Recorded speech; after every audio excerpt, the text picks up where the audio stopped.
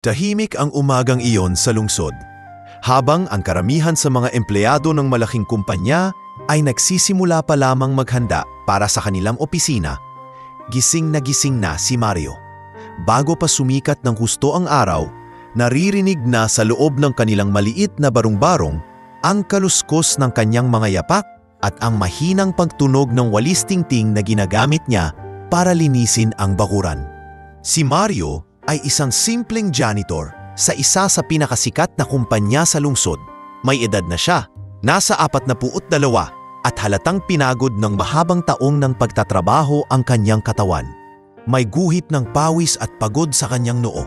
Ngunit hindi ito nakababawas sa kanyang pagiging masigasig at mapagmahal na ama.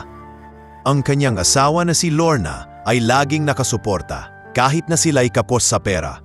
Mayroon silang 2 anak, si Angel, 12 taong gulang at si Benjo, 8 taong gulang pa lamang.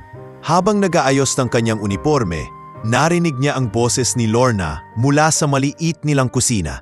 "Mario, kumain ka muna ng pandesal bago ka pumasok. Baka mamaya ay mapagod ka na naman ng husto." Wika nito habang inilalagay ang kape sa tasa. Ngumiti si Mario, bagamat halata ang pagod sa kanyang mukha. "Salamat, Lorna. Alam mo namang hindi na ako sanay na hindi nag-aalmusal. Kailangan kong mag-ipon ng lakas. Malaki ang trabaho ko sa opisina ngayon."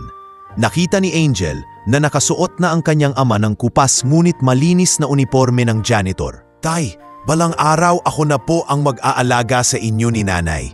Magiging guro po ako at bibili tayo ng mas malaking bahay." Pangako ng bata habang nakangiti. Napangiti si Mario at napatingin sa kanyang anak. "Yan ang gusto kong marinig. Mag-aral ka lang ng mabuti, anak. Huwag mong tularan ang tatay na walang napapos. Ang pangarap ko, makita kayong nakatapos at maganda ang kinabukasan." Habang naglalakad papunta sa opisina, dala niya ang simpleng baong kanin at pritong itlog. Sanay na siya sa mga titig ng iba, lalo na ng mga empleyado ng kumpanya. Marami sa kanila ay nakadamit ng magagara, samantalang siya ay simpleng janitor lamang. Ngunit hindi siya kailanman nagreklamo, sapagkat alam niya na ang kanyang trabaho, gaano man kaliit para sa iba, ay may halaga. Pagdating sa gusali ng kumpanya, sinalubong siya ng ilang supervisor na tila ba hindi siya nakikita. "Mario, bilisan mo ang paglilinis sa lobby. May paparating na bisita ang CEO."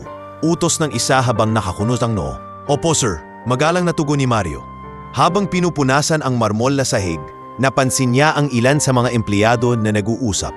Ang tagal-tagal na niyang janitor dito, pero ni hindi man lang siya umaangat. Bulong ng isa, kasi nga hanggang dyan lang ang kaya niya.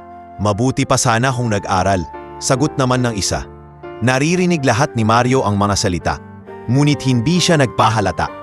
Sa halip, lalo siyang nagtrabaho ng mas maayos. Ang kanyang puso ay hindi basta matitinag ng pangungutya, sapagkat may mas mahalaga siyang pinanghahawakan, ang kanyang pamilya at ang kanilang kinabukasan.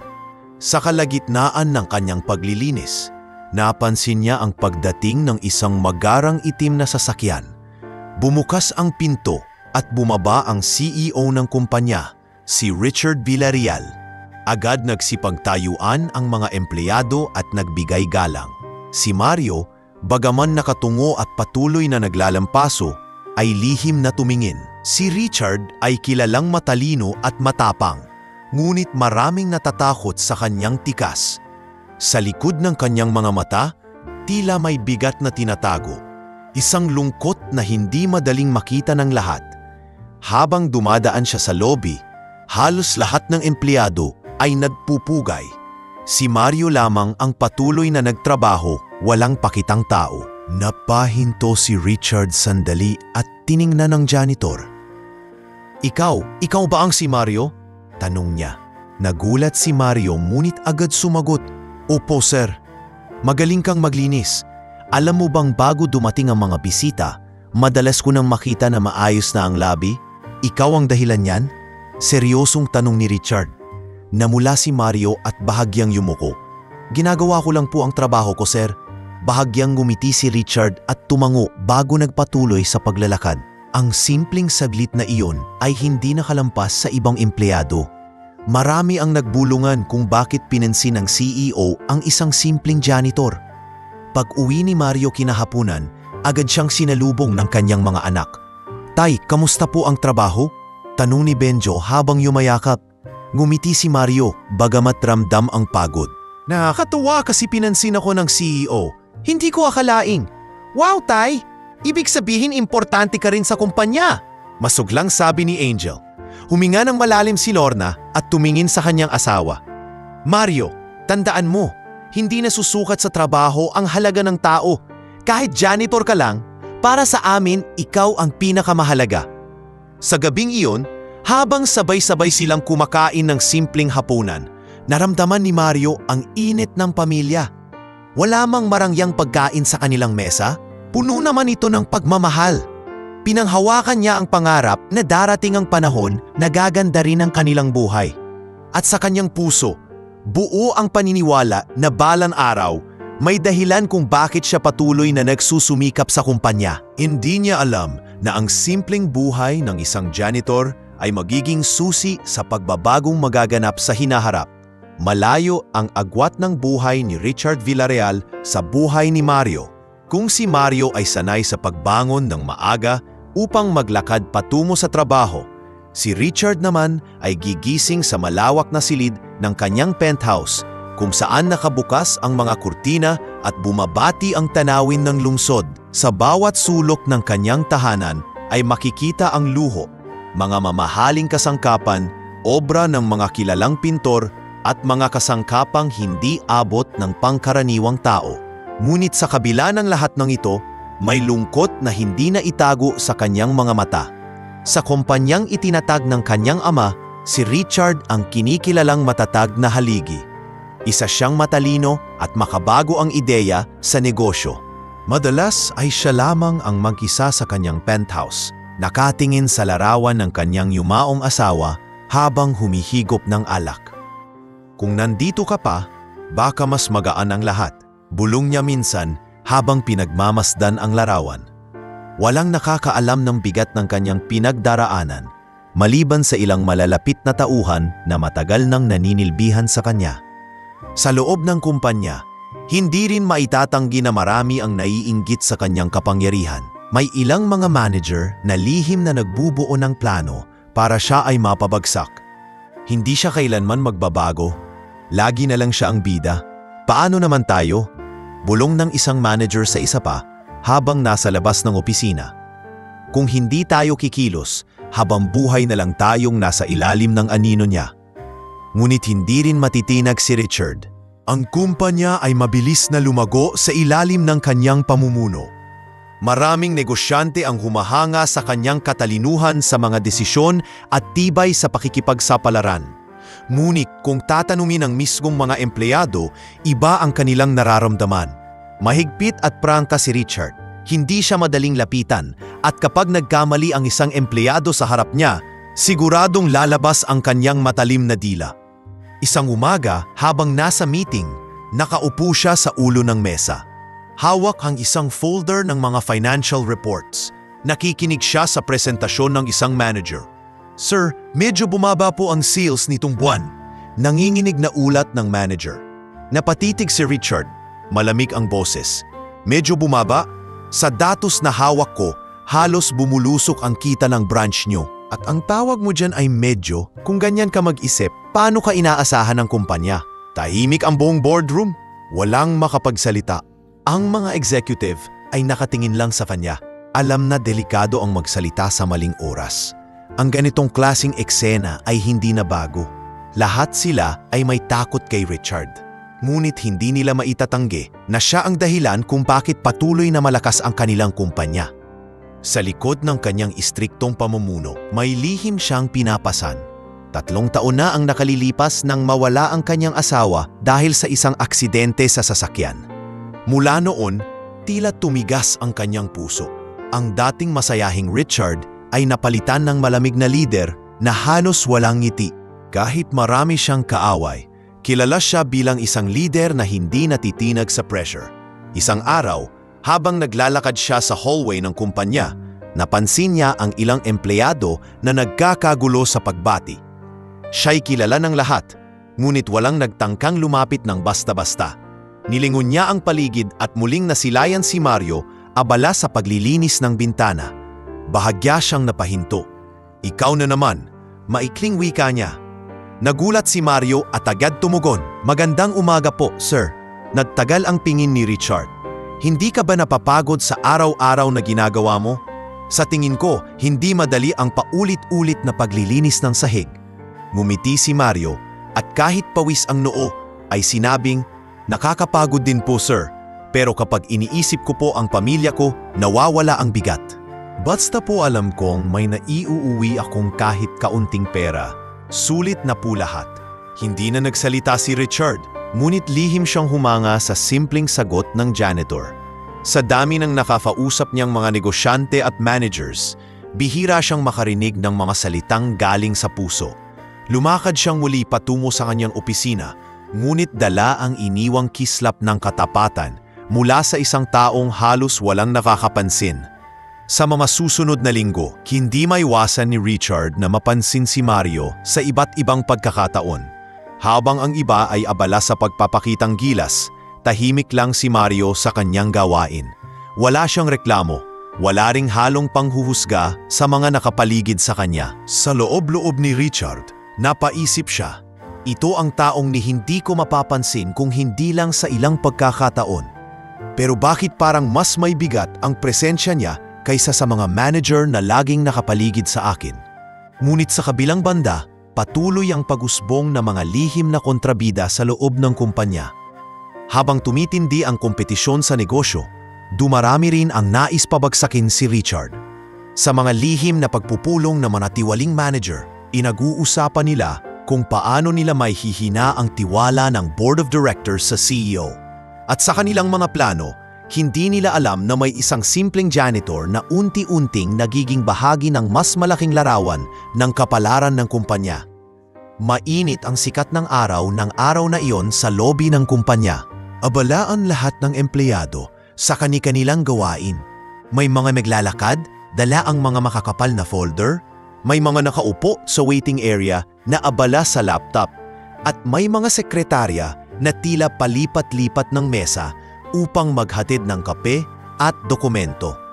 Si Mario, gaya ng nakasanayan, ay tahimik na naglalampaso ng marmol na sahig sa malawak na pasukan.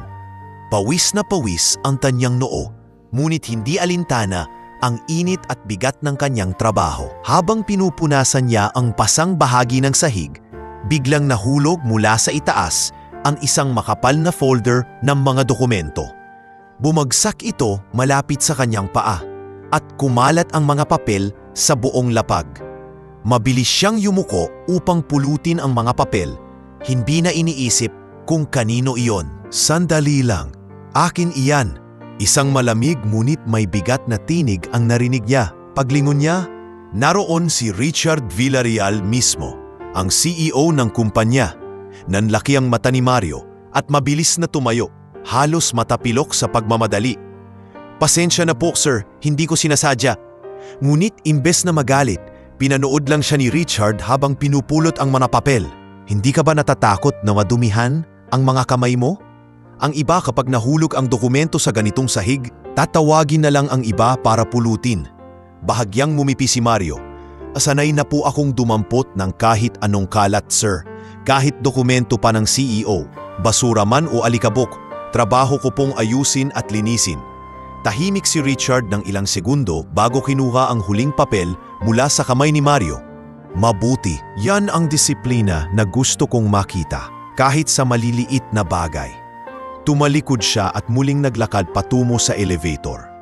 Hindi nakaligtas ang eksenang iyon sa mga mata ng ilang empleyado. "Grabe, pinansin siya ni Sir Richard," bulungan ng dalawang sekretarya. "Ni hindi nga tayo madalas nangitian ni Sir." Tapos yan si Mario, pinuri pa. Nagpatuloy ang buhay sa opisina, ngunit nagsimulang mapansin ni Richard ang pagkakaiba ni Mario. Sa bawat pagdaan niya sa lobby, nakikita niyang abala ito. Hindi kailanman nagpapabaya sa kanyang tungkulin. Kung minsan ay nahuhuli pa niyang humahabol ng oras si Mario kahit 10 oras na ng gabi. Nililinis ang bawat sulok na hindi napapansin ng iba. Isang hapon, matapos ang isang mahaba at tensyonadong meeting, lumabas si Richard ng boardroom. Mabigat ang kanyang pakiramdam matapos makipagtalo sa mga manager na tila mas interesadong magpakitang gilas kaysa magbigay ng solusyon. Habang naglalakad siya palabas, muntik na siyang matisod sa isang basang bahagi ng hallway. Agad na lumapit si Mario, dala ang mop at basahan. "Pasensya na po, sir. Hindi ko pa natatapos ang paglilinis dito." Wika ni Mario na halatang nag-aalala. Tumingin si Richard, malamig pa rin ang mga mata. "Kung hindi mo agad napansin, baka nadapa na ako.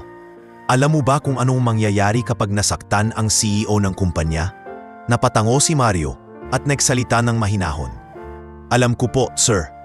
Kaya nga po ginagawa ko ang lahat para walang mangyaring masama sa sino man dito, lalo na sa inyo." Tila nabasag ang tensyon sa pagitan nila. Hindi ito inaasahan ni Richard. Sa halip na paluin siya ng sermon, bigla siyang napahinto at napatingin ng matagal kay Mario. "Ikaw, may kakaiba sa iyo. Hindi ko alam kung bakit, pero mas totoo ang sinasabi mo kaysa sa karamihan ng mga taong nakapaligid sa akin."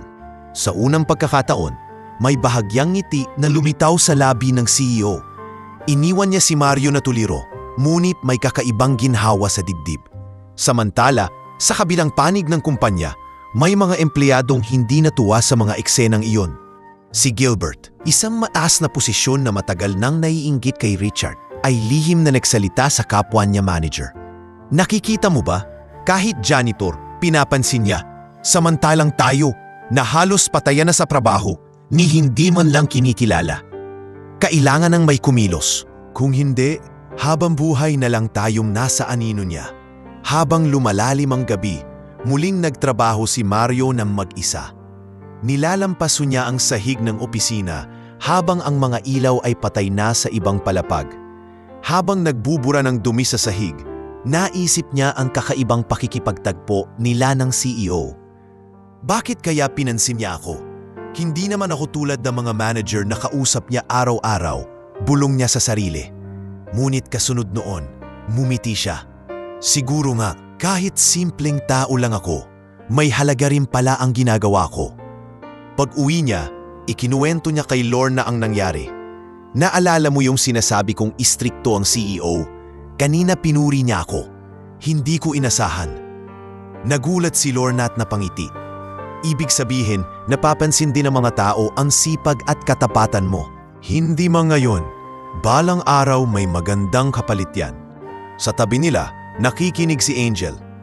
"Tay, ibig sabihin po, kahit mahirap tayo, pwedeng makita ng mga mayayaman ang halaga natin?" Hinaplos ni Mario ang ulo ng kanyang anak. "Oo anak, basta't matino ang ginagawa mo at totoo ka. Darating ang panahon na makikita ng iba ang halaga mo, kahit gaano kakaliit sa paningin nila."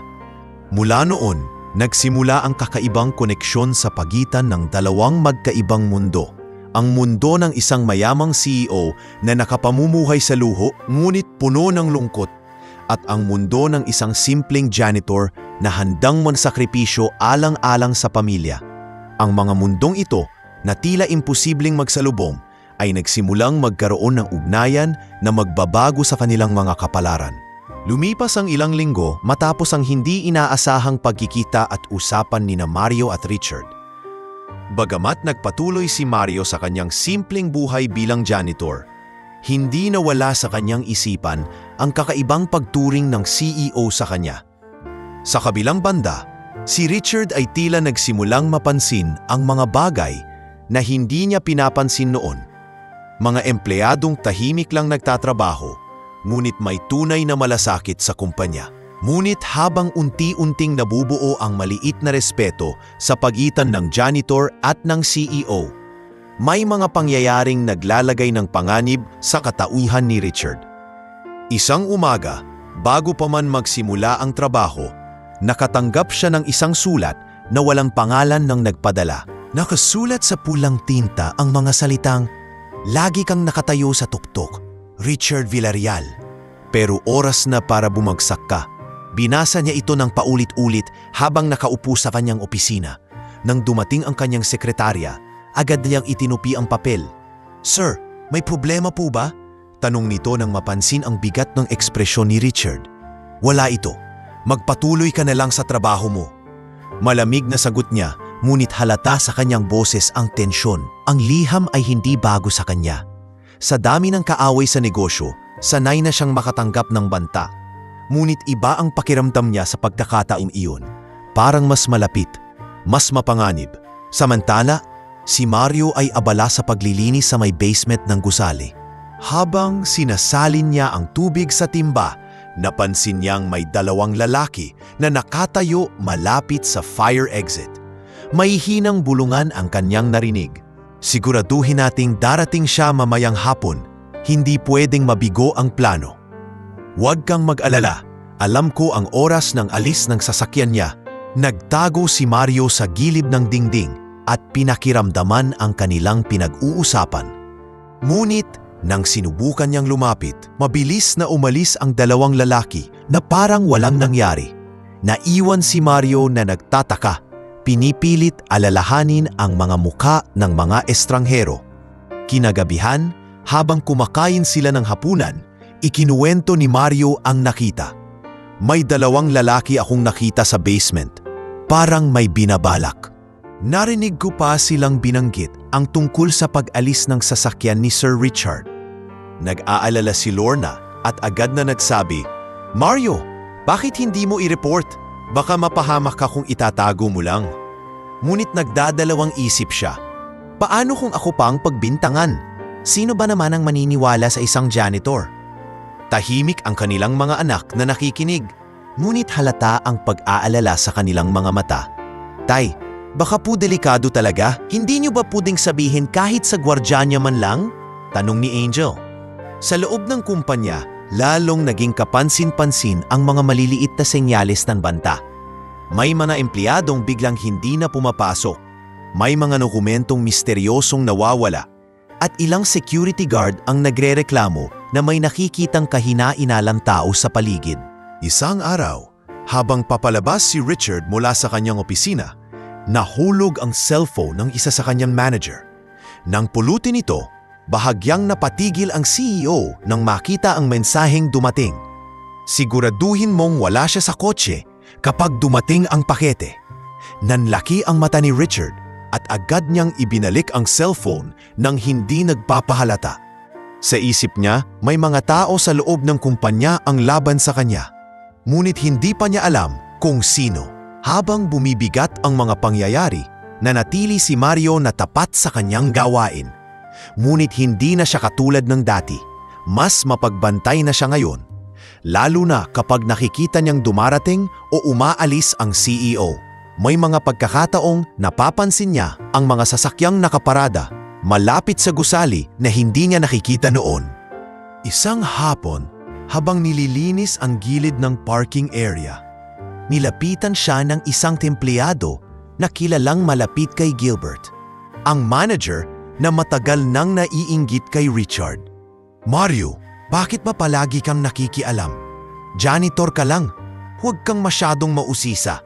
Tandaan mo, hindi lahat ng bagay ay dapat mong pakialaman. Napakunot ang noo ni Mario. Ginagawa ko lang ang trabaho ko. At kung may makita akong kakaiba, hindi ko hahayaang makasama sa kumpanya. Ngumisi ang lalaki at tumalikod.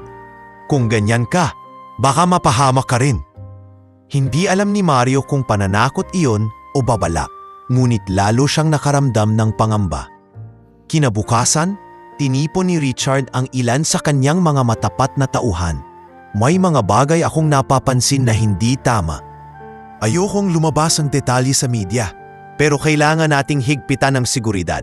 May mga taong gustong sirain hindi lang ako, kundi pati ang buong kumpanya. Isa sa mga tauhan ang nagtanong, Sir, may idea na po ba kayo kung sino? Umiling si Richard. Hindi pa, pero malapit sila. Masyadong malapit. Habang nagsasalita ang CEO, nakatayo sa may pintuan si Mario, tahimik na nakikinig. Alam niyang totoo ang lahat ng hinala ni Richard. At bagamat wala siyang posisyon o kapangyarihan, dama niya na may darating na mas malaking panganib. Sa kanyang puso, nagsimula ang pangamba hindi lang para sa CEO, kundi pati na rin sa kanyang sarili at sa pamilya niya. Sapagkat ang mga bulungan na kanyang narinig, at ang mga nakitang kakaibang tao ay maaaring simula lamang ng isang mas matinding unos. Isang maulang gabi nang matapos si Mario sa paglilinis ng ikalawang palapag ng gusali.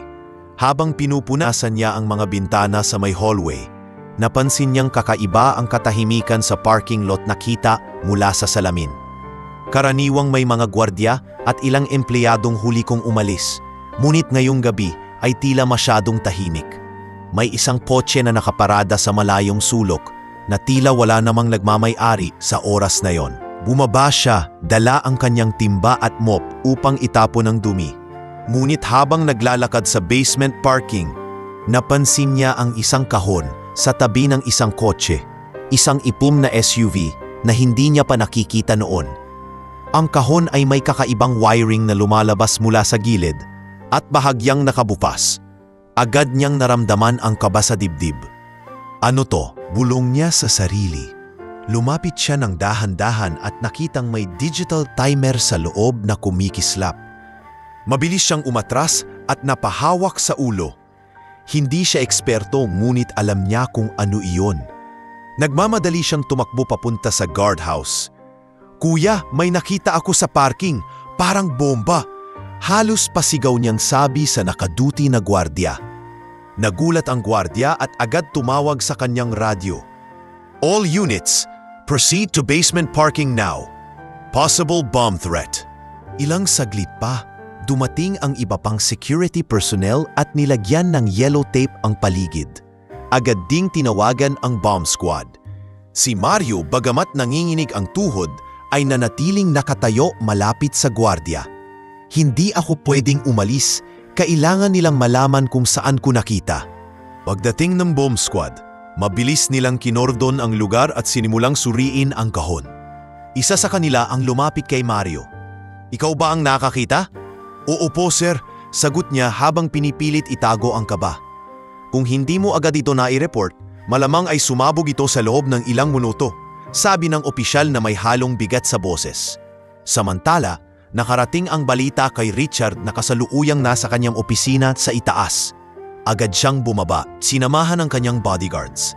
Pagdating niya sa basement, nandoon pa rin si Mario, nanginginig ngunit nananatili. "Anong nangyari dito?" Matalim na tanong ni Richard. "Sir, si Mario po ang nakakita. May bomba raw sa ilalim ng isang sasakyan," sagot ng hepe ng seguridad. Tinitigan ni Richard ang janitor na pawis at halatang balisa. "Ikaw ang nakakita?" "Opo, sir," sagot ni Mario. Halos hindi makatingin sa mga mata ng CEO. "Pasensya na po kung nakialam ako. Pero baka po kasi mapahamak kayo o kahit sino sa atin." Hindi agad sumagot si Richard. Tinitigan lamang niya si Mario na parang sinusukat ang pagkatao nito. Maya-maya, tumango siya at tumalikod. "Mabuti at nakita mo agad. Kung hindi, baka malaking gulo na ang nangyari." Matapos ang halos isang oras, nakumpirma ng bomb squad na tunay ngang pampasabog ang nasa kahon. Bagamat hindi pa ito ganap na nakumpleto. May mga kulang pang parte at halatang minadali ang pagkakalagay. Naging usap-usapan ito ng buong kumpanya kinabukasan. "Narinig mo ba? May bomba daw sa parking," bulong ng isang sekretarya, at si Mario raw, ang janitor, ang nakakita. Hindi ko akalain na siyang makakapansin. Kung hindi dahil sa kanya, baka delikado na tayo ngayon. Dagdag ng isa. Ngunit sa kabila ng kanyang ginawa, hindi pa rin lahat ay naniniwala sa kanyang kabayanihan. May ilan na nagduda. Paano kung siya rin ang may kinalaman? Baka siya ang naglagay, tapos siya rin ang nag-report para magmukhang bayani. Bulong ng isang empleyado sa isa pa. Narinig iyon ni Mario habang naglalampaso ng sahig. Bumigat ang kanyang dibdib, ngunit pinili niyang manahimik. Ang mahalaga para sa kanya ay ligtas ang lahat. Samantala, kinausap ni Richard ang kanyang Chief of Security sa opisina. "Hindi ko alam kung sino ang nasa likod nito, pero malinaw na may gustong pabagsakin ako. At isipin mong isang janitor pa ang nakakita, hindi ang mga tauhan mo." Napayuko ang hepe ng seguridad. "Pasensya na, sir. Babalikatan naming mas higpitan ang pagbabantay." Sa labas, nakita ni Richard si Mario na nag-aayos ng kanyang mga gamit. Lumapit siya at tumigil sa harap ng janitor. "Hindi ko akalain na magiging mahalaga ang papel mo kagabi. Kung hindi dahil sa'yo, baka hindi na ako nandito ngayon. Nagulat si Mario at agad yumuko. Sir, trabaho ko lang po yun. Kung may nakita akong kakaiba, dapat lang nasabihin ko. Ngumiti si Richard, kahit kaunti lamang. Hindi lahat gumagawa ng tama, kahit alam nilang dapat. Ikaw, ginawa mo. Tandaan mo yan. Sa unang pagkakataon, naramdaman ni Mario na may bigat ang kanyang pagkatao sa mata ng CEO. Sa kanyang puso, alam niyang hindi iyon ang huling beses na mainalagay siya sa sitwasyong kailangang pumili sa pagitan ng takot at katapangan. Sa bahay naman, tuwang-tuwa si Lorna at ang mga bata nang marinig ang kwento. Tay, ikaw na pala ngayon ang bayani, masiglang sabi ni Angel. Napailing si Mario at ngumiti. Hindi bayani anak, sadyang may pagkakataon lang na ginawa ko ang tama. Pero sana matapos na ang lahat ng ito. Ngunit alam niyang hindi pa iyon ang huli. Sapagkat kung may nagtatangkang maglagay ng bomba, tiyak na mas malaki pa ang kanilang balak laban kay Richard at sa buong kumpanya. At bagamat hindi niya kagustuhan, alam niyang nakatalina ang kanyang buhay sa mga susunod pang mangyayari. Kinabukasan matapos ang pagkakadiskubre ng bomba, tila nag-iba ang ihip ng hangin sa loob ng kumpanya. Bagamat sinikap ni Richard na itago sa publiko ang insidente, hindi na iyon naiwasan na kumalat sa loob ng opisina. Halos lahat ng empleyado ay nagbubulungan sa hallways, nag-uusap sa pantry, at nagtatanong kung gaano kaligtas ang kanilang pinagtatrabahuhan. Ang ilan ay kinakabahan, ang iba naman ay nagdududa kung hanggang kailan tatagal ang kumpanyang minsang tinitingala nila. Sa kabila ng lahat, nanatiling tahimik si Mario. Alam niyang hindi ligtas na siya ang pangunahing nakakita ng bomba, kaya mas pinili niyang hindi makisali sa mga usapan. Ngunit ramdam niya ang pag-iiba ng tingin ng mga tao sa kanya. May ilan na tinitingala siya dahil sa kanyang ginawa. Ngunit may ilan ding hindi pa rin naniniwala at binibigkas sa likod ang mga paratang. Siguro kaya niya nakita agad kasi siya rin ang naglagay. Bulong ng isang empleyado habang dumaraan si Mario sa may lobby. Narinig niya iyon. Ngunit nagkunwari siyang hindi. Sa halip, ipinagpatuloy niya ang pagpunas ng salamin. Alam niya sa sarili niyang wala siyang masamang intensyon. Samantala, sa opisina ng mga manager, nagkaroon ng mainit na pagpupulong. Si Gilbert, isa sa mga matagal nang naiinggit at lihim na may pakikipag-ugnayan sa mga kalaban ng kumpanya, ay nagsalita. Hindi naligtas ang kumpanyang ito. Kung patuloy na si Richard ang namumuno, hindi malayong bumagsak tayo. May isa pang manager ang umiling. Pero hindi ba't mas naging maingat siya mula nang may nangyaring insidente? Palagay ko'y mas lalong tatatag ang kumpanya. Ngumisi si Gilbert. Hindi mo ba nakikita? Ang isang bomba ay hindi aksidente. May naglalayong tapusin ang pamumuno niya. At habang siya ang nasa tuktok, damay tayong lahat. Hindi lingid kay Richard ang mga bulong at mga palihim na pagdududa laban sa kanya. Sa kanyang opisina, kausap niya ang Chief of Security. Mas higpitan niyo ang pagbabantay. Hindi pwedeng umulit ito. Gusto kong bawat sasakyan, bawat bisita ay dumaan sa mahigpit na inspeksyon. At dagdagan niyo ang mga gwardya sa gabi. Opo sir, sagot ng hepe. Pero may ilan empleyado na nagrereklamo. Natatakot daw sila sa labis na higpit. Mariin ang boses ni Richard. Mas mabuti ng mahigpit kaysa magsisi sa huli. Habang pinatitindi ang seguridad, hindi rin naging ligtas ang pamilya ni Mario. Sa kanilang maliit na bahay, madalas niyang mapansin na may mga taong tila nagmamasid mula sa kanto. Isang gabi, habang papauwi siya mula sa trabaho, may dalawang lalaking nakatayo malapit sa kanilang bahay. Nang makita siya, mabilis silang naglakad palayo. Lorna, bulong niya sa asawa habang sila'y naghahapunan. May mga tao akong nakikitang nakatambay malapit sa atin. Hindi ko alam kung sila'y mga tambay lang, pero iba ang kutob ko. Nag-aalala si Lorna. Mario, baka dahil sa nangyari, baka napansin ng mga taong nasa likod ng bomba na ikaw ang nakakita. Delikado ito. Huwag kang mag-alala, mag-iingat ako. Tugon niya, kahit siya mismo'y kabado. Alam niyang sa simpleng pagkilos na ginawa niya, maaari na siyang maging target. Sa kumpanya, lalong naging masungit at mainitin ang ulo ni Richard. Madalas niyang pagalitan ang kanyang mga manager. lalo na kapag hindi maayos ang kanilang ulat. Hindi ako nagbabayad para sa mga taong tatanga-tanga. Minsang sigaw niya sa isang pulong. Ang ibang empleyado ay tahimik na lamang, ayaw makisali sa tensyon. Ngunit sa kabila ng kanyang galit, ramdam ni Richard ang bigat ng sitwasyon. Sa kanyang silid, muling tinitigan niya ang larawan ng kanyang yumaong asawa. Kung nandito ka pa, siguro mas magaan ang lahat.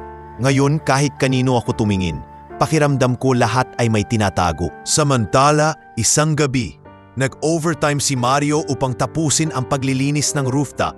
Habang nag-iipon ng mga basura, nakakita siya ng isang kahon na iniwan sa gilid. Nang buksan niya ito, papel lamang ang laman, mga sirang dokumento.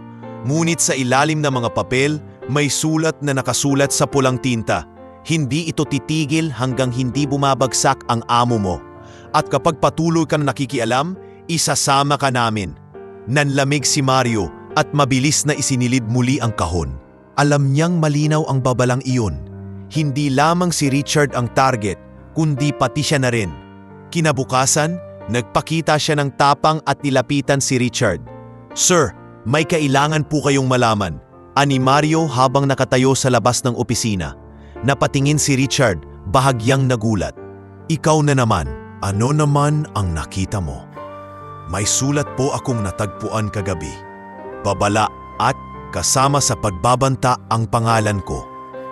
Natahimik si Richard at ilang sandali tumayo mula sa kanyang upuan.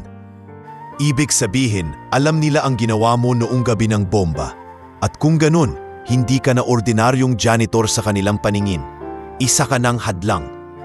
Huminga siya ng malalim at nagpatuloy. "Mag-ingat ka, Mario. Dahil simula ngayon, hindi ka na lamang naglilinis ng sahig.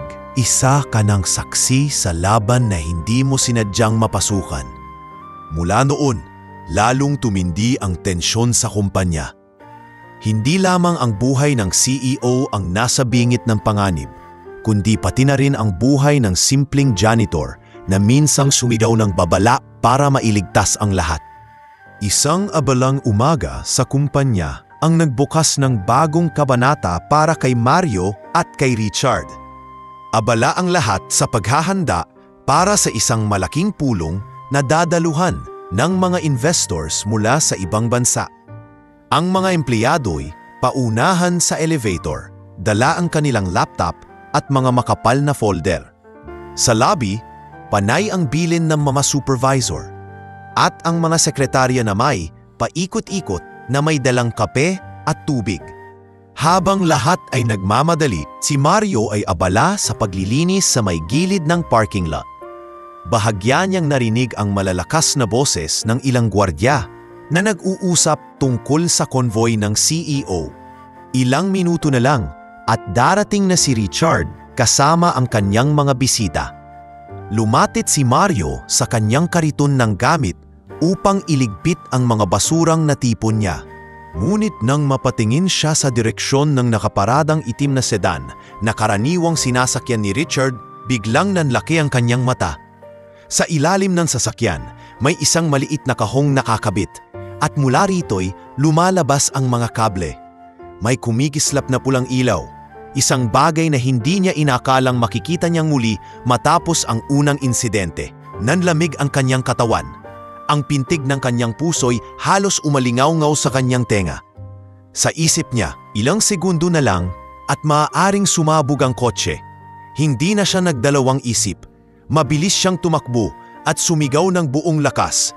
Pinunit ang katahimikan ng umaga. "May bomba ang kotse mo, huwag kang sasakay!"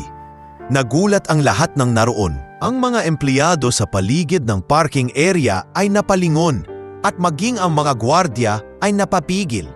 Tumigil sa paglalakad si Richard na kararating lamang at nakasuot ng kanyang maayos na suit. Nakatingin siya kay Mario na tila nagwawala sa gitna ng parking lot. "Sir, wag po kayong lalapit!" Halos pasigaw na dagdag ni Mario habang tumatakbo palapit upang pigilan ang paglapit ng CEO sa kotse. Ngunit imbes na umatras, nanlamig ang lahat nang biglang ilabas ni Richard ang isang baril mula sa loob ng kanyang coat at itinutok mismo kay Mario. "Ikaw, bakit parang lagi kang nasa lugar Kapag may nangyayaring ganito, ano ba talaga ang papel mo rito? Malamig, ngunit mabigat ang boses ng CEO. Nagulat ang lahat ng empleyado. Ang mga gwardiya ay hindi makagalaw, tila natulala sa eksenang kanilang nasasaksihan. Ang mga sekretarya ay napasigaw, at ang ilan ay dali-daling umatras sa takot. Hindi nila akalaing itutok ni Richard ang baril sa isang janitor na sinasabing nagliligtas sa kanya. Nanginginig si Mario, halos hindi makapagsalita. "Sir, maniwala po kayo. May bomba sa ilalim ng kotse nyo. Kung hindi mo ako paniniwalaan, sumilip po kayo. Hindi ko po ito gawa, pero ayokong may mapahamak." Ngunit hindi bumaba ang baril na hawak ng CEO. Sa halip, lalo pa niyang pinakatitigan si Mario na tila sinusuri ang kanyang kaluluwa. "Bakit palaging ikaw ang nakakadiskubre? Paano ko malalaman na hindi ikaw ang may pakana?" Umiyak na halos si Mario sa harap ng lahat. "Sir, wala po akong ibang hangarin kundi ang paligtasan niyo at ng lahat dito. Janitor lang po ako, pero kung may nakita akong masama, sasabihin ko. Kung hindi po kayo maniniwala, tingnan niyo mismo." Bago pa tuluyang bumigay ang tensyon, mabilis na pumasok ang bomb squad na tinawag ng security matapos marinig ang sigaw ni Mario. Agad nilang kinordon ang lugar at lumuhod sa ilalim ng sasakyan. Ilang sandali lang, sumigaw ang isa sa kanila. "Tama siya, may improvised explosive device dito." Nagkaroon ng matinding kaguluhan. Ang mga empleyado ay nagsitakbuhan. Ang mga gwardiya ay nagpanik at ang ilan ay muntik ng madapa sa pagmamadali. Ngunit ang pinakanakatakot ay ang katahimikan na bumalot matapos mapatunayan ang sinabi ni Mario. Unti-unting ibinaba ni Richard ang baril. Ngunit hindi siya nagpakita ng paghingi ng tawad. Sa halip, malamig niyang sinabi, "Ilabas ang lahat ng CCTV footage. Gusto kong malaman kung sino ang lumapit sa sasakyan ko kaninang madaling araw." Lumapit ang isang empleyado kay Mario at mahina itong kinausap. "Mario, muntik ka nang mapahamak. Kung hindi mo nasabi agad, baka sabog na tayong lahat ngayon." Ngunit hindi na nakasagot si Mario.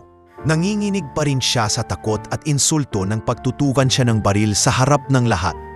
Nakaupo siya sa gilid ng parking area, hawak ang kanyang dibdib na parang hinahabol ang kanyang hininga.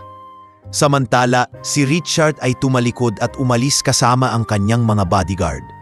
Ngunit bago siya sumakay sa isa pang kotse, lumingon siya at muling tinitigan si Mario. Ang tingin niyang iyon ay hindi may paliwanag. Halo ng galit, pagdududa, at isang bagay na tila pag-amin na may kinalaman ang janitor sa kanyang kaligtasan. Sa loob ng kumpanya, lalong lumala ang sitwasyon. Ang mga empleyado ay nagbulungan, ang iba'y natatakot at ang iba na may galit dahil hindi nila alam kung kailan muli magaganap ang ganoong klasing banta. Ang pangalan ni Mario ang naging sentro ng usapan. Ang ilan ay kinilalang bayani. Ngunit mas marami ang nagduda. Pag-uwi ni Mario kinagabihan, sinalubong siya ng luhaang si Lorna. "Mario, narinig namin ang balita. Totoo bang tinuukan ka ng baril ng CEO?" Tumango si Mario at napaupo sa kanilang maliit na lamesa. "Hindi ko akalaing ganito ang mangyayari. Gusto ko lang siyang iligtas." Pero sa halip na maniwala, akala niya ako ang may gawa. Umupo si Angel at Benjo sa tabi niya. Mahigpit na yumakap sa kanilang ama. "Tay, bayani ka pa rin para sa amin, kahit anong sabihin ng iba." Ngunit sa puso ni Mario, alam niyang hindi iyon ang katapusan ng kanilang kalbaryo.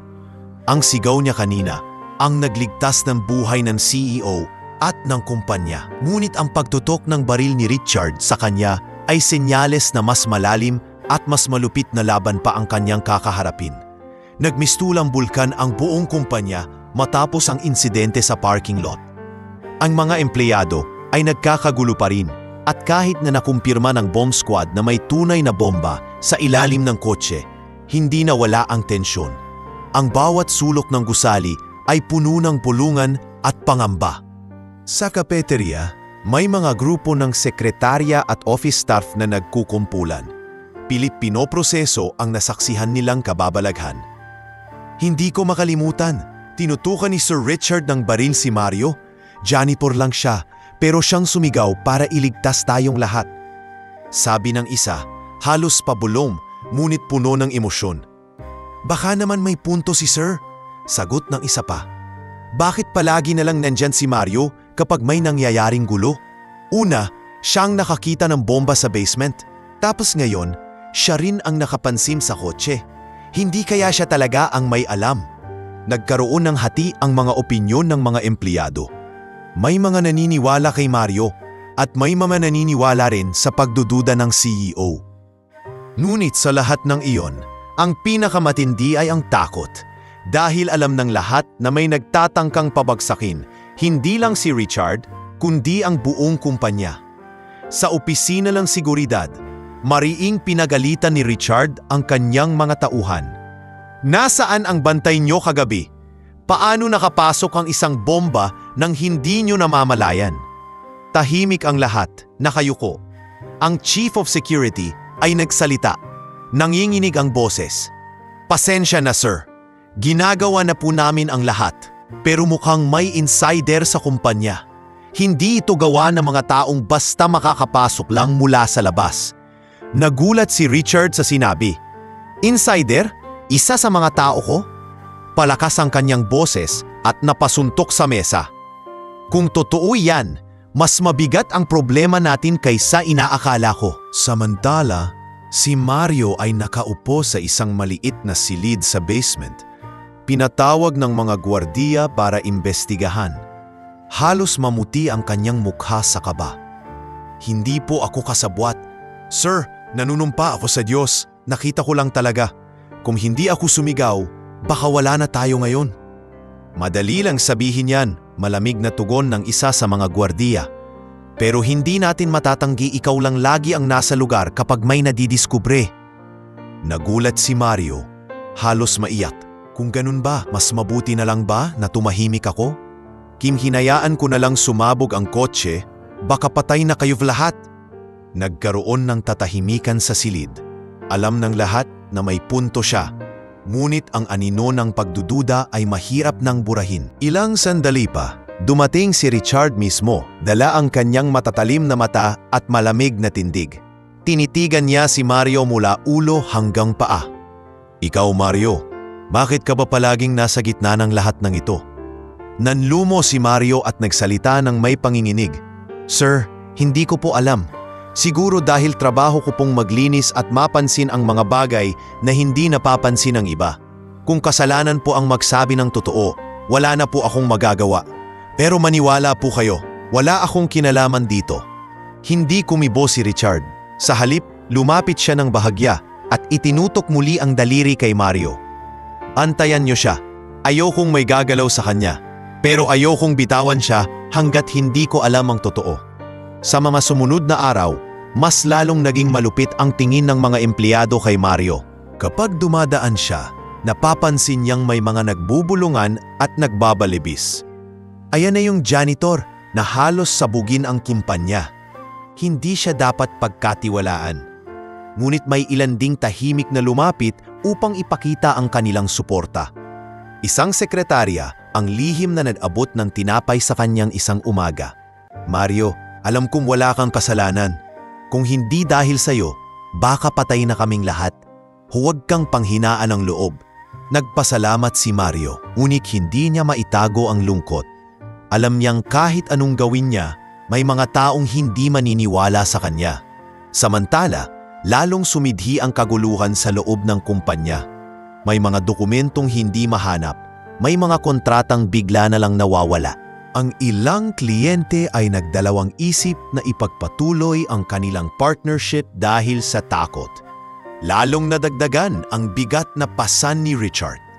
Sa isang pulong ng Board of Directors, isa sa kanila ang nagsalita. Richard, hindi na pwedeng itago ito. Kung patuloy pang may ganitong mga banta, mawawalan tayo ng investors. Kailangan nating malaman kung sino ang nasa likod. Mariin ang sagot ni Richard. Hindi ako papayag na bumagsak ang kumpanya dahil lamang sa takot. Pero malinaw sa akin ngayon, may ahas sa loob ng ating tahanan. Habang nagaganap ang lahat ng ito, si Mario ay patuloy na ginugulo ng kanyang isip. Sa kanilang bahay, hindi mapakali ang kanyang pamilya. Mario, baka mas mabuti kung umalis ka na lang sa trabahong iyan. Wika ni Lorna habang humahawak sa kanyang kamay. Hindi na ligtas para sa atin. Ngunit umiling si Mario. Kung aalis ako ngayon, para ko na ring inamin na may kasalanan ako. Hindi ko pwedeng takasan ang katotohanan. Kailangan kong ipakita na wala akong ginawang mali. Tahimik ang mga bata, ngunit ramdam ang takot sa kanilang mga mata. Si Angel ay nagtanong, "Tay, hindi po ba kayo sasaktan nila?" Napangiti si Mario kahit mabigat ang loob. "Huwag kayong maganala. Basta't nasa panig tayo ng katotohanan, may proteksyon tayo." Ngunit sa kaloob-looban niya, alam niyang hindi ganoon kasimple ang laban. Ang sigaw niya sa parking lot ang nagligtas sa lahat. Ngunit ang mga mata ng kumpanya ay nakatutok ngayon sa kanya, puno ng pagdududa at pangamba. At higit sa lahat, alam niyang ang mga taong nasa likod ng mga bomba ay hindi pa tapos. Ang kaguluhang ito ay simula pa lamang ng mas malalim na laban na magbubunyag ng tunay na mga kaaway, hindi lamang sa loob kundi maging sa labas ng kumpanya.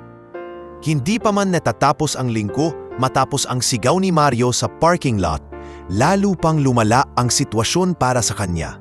Sa halip na purihin ang lahat, mas lumakas ang bulong-bulungan na baka siya nga ang may kinalaman sa mga nangyayaring banta. Sa bawat hakbang niya sa loob ng gusali, ramdam niya ang malamig na tingin at ang mga mapanuring mata ng kanyang mga kasamahan. Janitor lang siya, pero laging siya ang nakakadiskubre. Hindi ba't nakakapagtanga iyon? Bulong ng isang empleyado sa kasama. "Kung ako kay Richard, ipapakulong ko na siya." Sagot ng isa, hindi na alintana na naririnig mismo ni Mario. Mabigat ang pakiramdam niya habang ipinagpapatuloy ang trabaho. Kahit simpleng paglalampaso ng sahig, tila nakabigat ang bawat punas.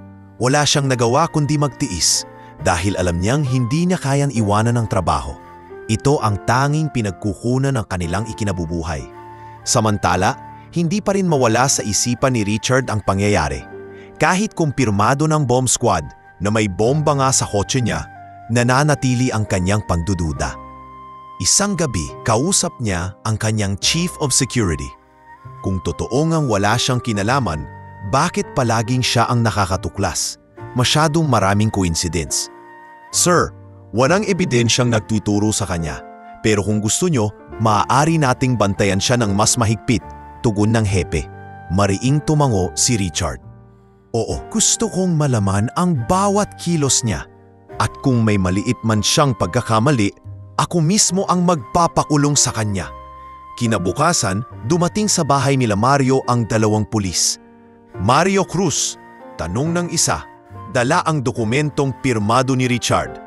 "Kailangan mong sumama para sa investigasyon. May utos mula sa CEO ng kumpanya." Nagulat si Lorna at halos mapaiyak. "Ano pong ibig sabihin nito? Wala pong ginagawang masama ang asawa ko." Ngunit wala silang magawa. Dinala si Mario sa presinto at doon tinanong ng paulit-ulit tungkol sa mga nangyari.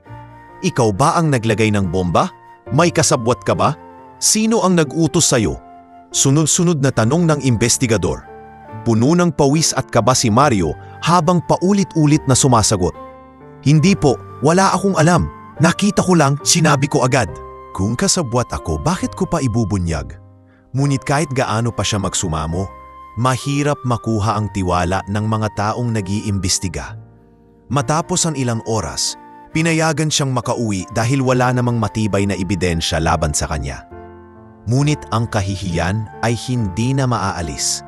Sa kanilang baryo, kumalat agad ang balita na siya ay dinala sa presinto. Kinagabihan habang kumakain sila, tahimik ang buong pamilya. Si Angel ang unang nagsalita. "Tay, totoo po bang iniisip nila na ikaw ang may sala?" Malungkot na tumango si Mario. "Oo anak, pero huwag kayong mag-alala, wala akong ginagawang masama. Kailangan lang natin ng tibay ng loob." Lumapit si Lorna at hinawakan ang kamay niya. "Mario, hindi madali ito para sa atin. Kahit wala kang kasalanan, ang tingin ng mga tao, parang kriminal ka. Baka mas mabuti kung lumipat na lang tayo ng lugar, maghanap ng ibang trabaho." Umiling si Mario. "Kung tatakas tayo, para na rin nating inaamin ang kasalanan." kailangan kong ipakita sa lahat na malinis ang konsensya ko. Samantala, sa loob ng kumpanya, lalo pang lumalim ang hidwaan. Ang ilang manager ay ginagamit ang sitwasyon para pagdudahan si Richard. Kung pati janitor ay nasasangkot, baka hindi na talaga ligtas ang kumpanya sa ilalim ng pamumuno niya. Bulong ni Gilbert sa isa pang board member. Habang ang mga plano laban kay Richard ay palihim na umuusad, si Mario Namay patuloy na nagsasakripisyo. Pinagtiisan niya ang pangaasar ng ilang empleyado. Isang hapon, habang naglilinis siya sa pantry, may dalawang lalaki ang dumaan at sinadyang itapon ang kanilang basurang tasa ng kape sa sahig. "Uy, janitor! Linisin mo yan! Baka mamaya may bomba na naman sa ilalim ng mesa!" Pangungutya ng isa. Napayuko si Mario, pinulot ang tasa at nagpatuloy sa trabaho. Ngunit sa loob niya, ramdam niyang unti-unti siyang pinapahirapan hindi lamang ng mga tao sa paligid, kundi pati ng mismong sistema ng kumpanyang matagal na niyang pinaglilingkuran. Nabalitaan ito ni Richard mula sa isang sekretarya. "Sir, alam niyo po ba na pinagtatawanan na ni si Mario? Halos araw-araw po siyang iniinsulto." Sandaling natahimik si Richard. Mabuti, kung may tinatago siyang lihim, lalabas din yon kapag hindi na niya kaya ang pressure. Ngunit sa kabila ng lahat, nanatili si Mario sa kanyang paninindigan. Alam niyang mahaba pa ang laban at sa ngayon, tanging ang katatagan lamang ng kanyang loob ang makakapagpatunay ng kanyang pagiging inosente. Sa bawat araw na lumilipas, lalong lumalalim ang bangin sa pagitan niya at ni Richard. Ang CEO ay patuloy na nagdududa, habang si Mario Namay patuloy na nagpapakita ng katapatan. Ngunit parehong hindi pa alam na ang tunay na mga kalaban ay unti-unti nang naglalapit, handang maglabas ng mas malupit na plano na magpapabagsak hindi lang sa kumpanya, kundi sa kanilang dalawa. Lumipas ang ilang linggo mula nang makulong at muling palayain si Mario dahil sa kakulangan ng ebidensya. Sa panlabas na anyo, bumalik sa normal ang takbo ng kumpanya, ngunit sa loob, patuloy ang bulong-bulungan at tensyon. Si Mario, bagamat muling nagtrabaho, ramdam pa rin ang bigat ng tingin ng mga empleyado. Parang bawat hakbang niya ay sinusundan ng pagdududa, ngunit patuloy siyang nagpursige. Isang araw, habang naglilinis siya sa silid ng mga archive, napansin niya ang dalawang manager na pumasok ng palihim.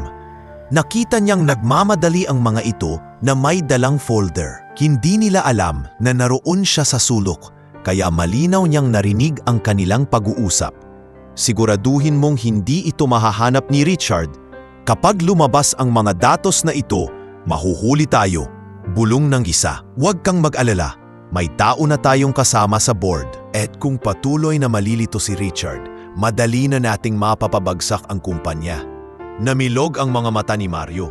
Hindi niya inasahan na mismong mga taong pinagkakatiwalaan ng kumpanya ay may sabwatan laban kay Richard. Nang makaalis ang dalawa, agad niyang kinuha ang isang papel na naiwan. Doon niya nakita ang mga pirma ng ilang manager na matagal nang kilalang tutol sa pamamalakad ni Richard. Kinagabihan, habang nakaupo sila ni Lorna sa kanilang maliit na usina, ipinakita niya ang papel. "Ito ang patunay na hindi ako nagkakamali. Hindi ako ang may kasalanan. May sabwatan sa loob mismo ng kumpanya." Nag-aalala si Lorna, ngunit ramdam ang kaunting pag-asa. "Mario, kung totoo yan, dapat mong ipakita kay Sir Richard. Ito na ang pagkakataon mong linisin ang pangalan mo." Kinabukasan, buong tapang na nagtungo si Mario sa opisina ng CEO. "Sir Richard, may gusto po akong ipakita," ani Mario habang nakatayo sa harap ng pintuan. Tumingin si Richard ng malamig. "Ano na naman yan? Hindi ba't sapat na ang gulo na idinulot mo?" Ngunit mariing nagsalita si Mario. "Sir, pakipingnan niyo po ito. Nakarinig ako ng dalawang manager na nag-uusap kagabi. May iniwan silang dokumento at dito nakalagay ang mga pangalan ng mga taong may sabwatan laban sa inyo." Dahan-dahang kinuha ni Richard ang papel at sinuri ito. Habang binabasa niya, unti-unting nagbago ang kanyang ekspresyon. Hindi maaari, si Gilbert? Pati si Mendoza? Tahimik lang si Mario, nakatayo at naghihintay ng kanyang reaksyon. Pagkaraan ng ilang minuto, napabuntong hininga si Richard. Kung totoo ito, ibig sabihin, tama ka mula pa sa simula. May mga tao sa loob na gustong pabagsakin ang kumpanya. At mali ako sa'yo. Hindi makatingin si Mario at simpleng sumagot, hindi ko po ginusto ang lahat ng ito. Gusto ko lang pong mailigtas ang kumpanya at ang mga taong nagtatrabaho dito. Sa unang pagkakataon, lumambot ang tinig ni Richard. Pasensya ka na Mario, pinaghinalaan kita. Pero ngayon, kailangan kong umamin. Malaki ang utang na loob ko sa'yo. Hindi nagtagal, kumilos agad si Richard. Pinatawag niya ang kanyang mga pinagkakatiwalaang tauhan at ipinakita ang ebidensya. Sa sumunod na mga linggo, isa-isang nahuli ang mga manager na may sabwatan. Ang mga kontrata at dokumentong nawawala ay muling natagpuan at lumabas sa imbestigasyon na matagal nang may plano ang mga ito na sirain ang kumpanya mula sa loob upang makipagsanib sa karibal na kumpanya. Dahil dito, muling nabuo ang tiwala ng ilang empleyado kay Richard. Ngunit higit sa lahat, nagsimulang mabura ang pagdududa kay Mario. Marami ang nakakita sa kanyang katapangan na magsalita at magbigay ng ebidensya kahit alam niyang maaari pa siyang mapahamak. Isang hapon, lumapit si Clarice, isa sa mga sekretaryang madalas magbigay ng suporta sa kanya. Mario, salamat sa hindi mo pagsuko. Kung hindi dahil sa'yo, baka nasa kamay na ng mga traidor ang kumpanya ngayon. Napangiti si Mario, bagamat halata pa rin ang pagod sa kanyang mga mata. Ginawa ko lang ang alam kong tama. Sa bahay, tuwang-tuwa ang kanyang mga anak. Tay, sabi ng teacher namin, bayani daw kayo sa kumpanya nyo. Masayang sabi ni Angel. Napatawa si Mario at hinaplos ang ulo ng anak. Hindi ako bayani anak. Isa lang akong taong hindi piniling manahimik. Ang tunay na bayani ay ang taong kayang tumindig kahit mahirap. Ngunit kahit na napatunayan ang kanyang inosente, alam ni Mario na hindi pa tapos ang laban. Marami pang panganib ang nakaamba at may mga taong hindi pa lumalabas ang tunay na kulay. Gayunpaman, sa unang pagkakataong matapos ang mahabang panahon, muling bumalik ang liwanag sa kanyang buhay. Ang liwanag ng pag-asa na balang araw matatapos din ang lahat ng pasakit at siya'y kikilalanin hindi bilang kriminal kundi bilang taong nagligtas ng maraming buhay. Matapos mabunyag ang sabwatan ng ilang mga manager sa kumpanya, hindi nag-aksaya ng oras si Richard upang ipakita ang kanyang katapangan. Sa mga nagdaang linggo, naging abala siya sa pag-aayos ng mga kusot at sa pagtanggal ng mga taong may lihim na kasunduan sa mga karibal. Ngunit alam niyang hindi sapat ang simpleng pag-alis ng mga traidor. Kailangan niyang maglatad ng bagong pundasyon upang muling magdiwala ang mga tao sa kanya. Isang gabi, habang nakaupo siya sa kanyang opisina, kausap niya ang kanyang pinakapinagkakatiwalaang legal advisor. Kung hindi natin titigpasin ang ugat ng problema, babalik at babalik ang mga traidor na ito, mariing sabi ni Richard habang pinipisil ang kanyang sentido. Sir, kailangan niyo pong linisin hindi lamang ang board kundi pati ang mga departmento na may kahinaan. Kailangan din ng mas mahigpit na auditing at masinsinang background check. Tugon ng abogado. Tumango si Richard. Gagawin nating iyan. At mula ngayon, ayoko nang may palusot ang kahit sino. Ang sino mang mahuhuli na may kinalaman sa mga kalaban, wala nang ikalawang pagkakataon. Ngunit alam niyang hindi niya ito magagawa ng mag-isa. Kaya't sa unang pagkakataon, nagpasiya siyang tawagin si Mario. Pinatawag niya ito isang hapon sa kanyang opisina. Isang hakbang na nagulat maging ang mga sekretarya. Pagpasok ni Mario, tila alanganin ang kanyang kilos. Sir, bakit po ninyo ako pinatawag? Umupo si Richard sa kanyang swivel chair at tumingin ng diretso sa kanya. Mario, hindi ako sanay na aminin ito, pero kailangan ko ng taong tapat. Marami sa mga nakapaligid sa akin ay may tinatagong lihim. Pero ikaw, 2 beses mo akong nailigtas. Kahit hindi kita pinagkakatiwalaan noon, napatunayan mong mali ako. Nagulat si Mario at bahagyang napayuko.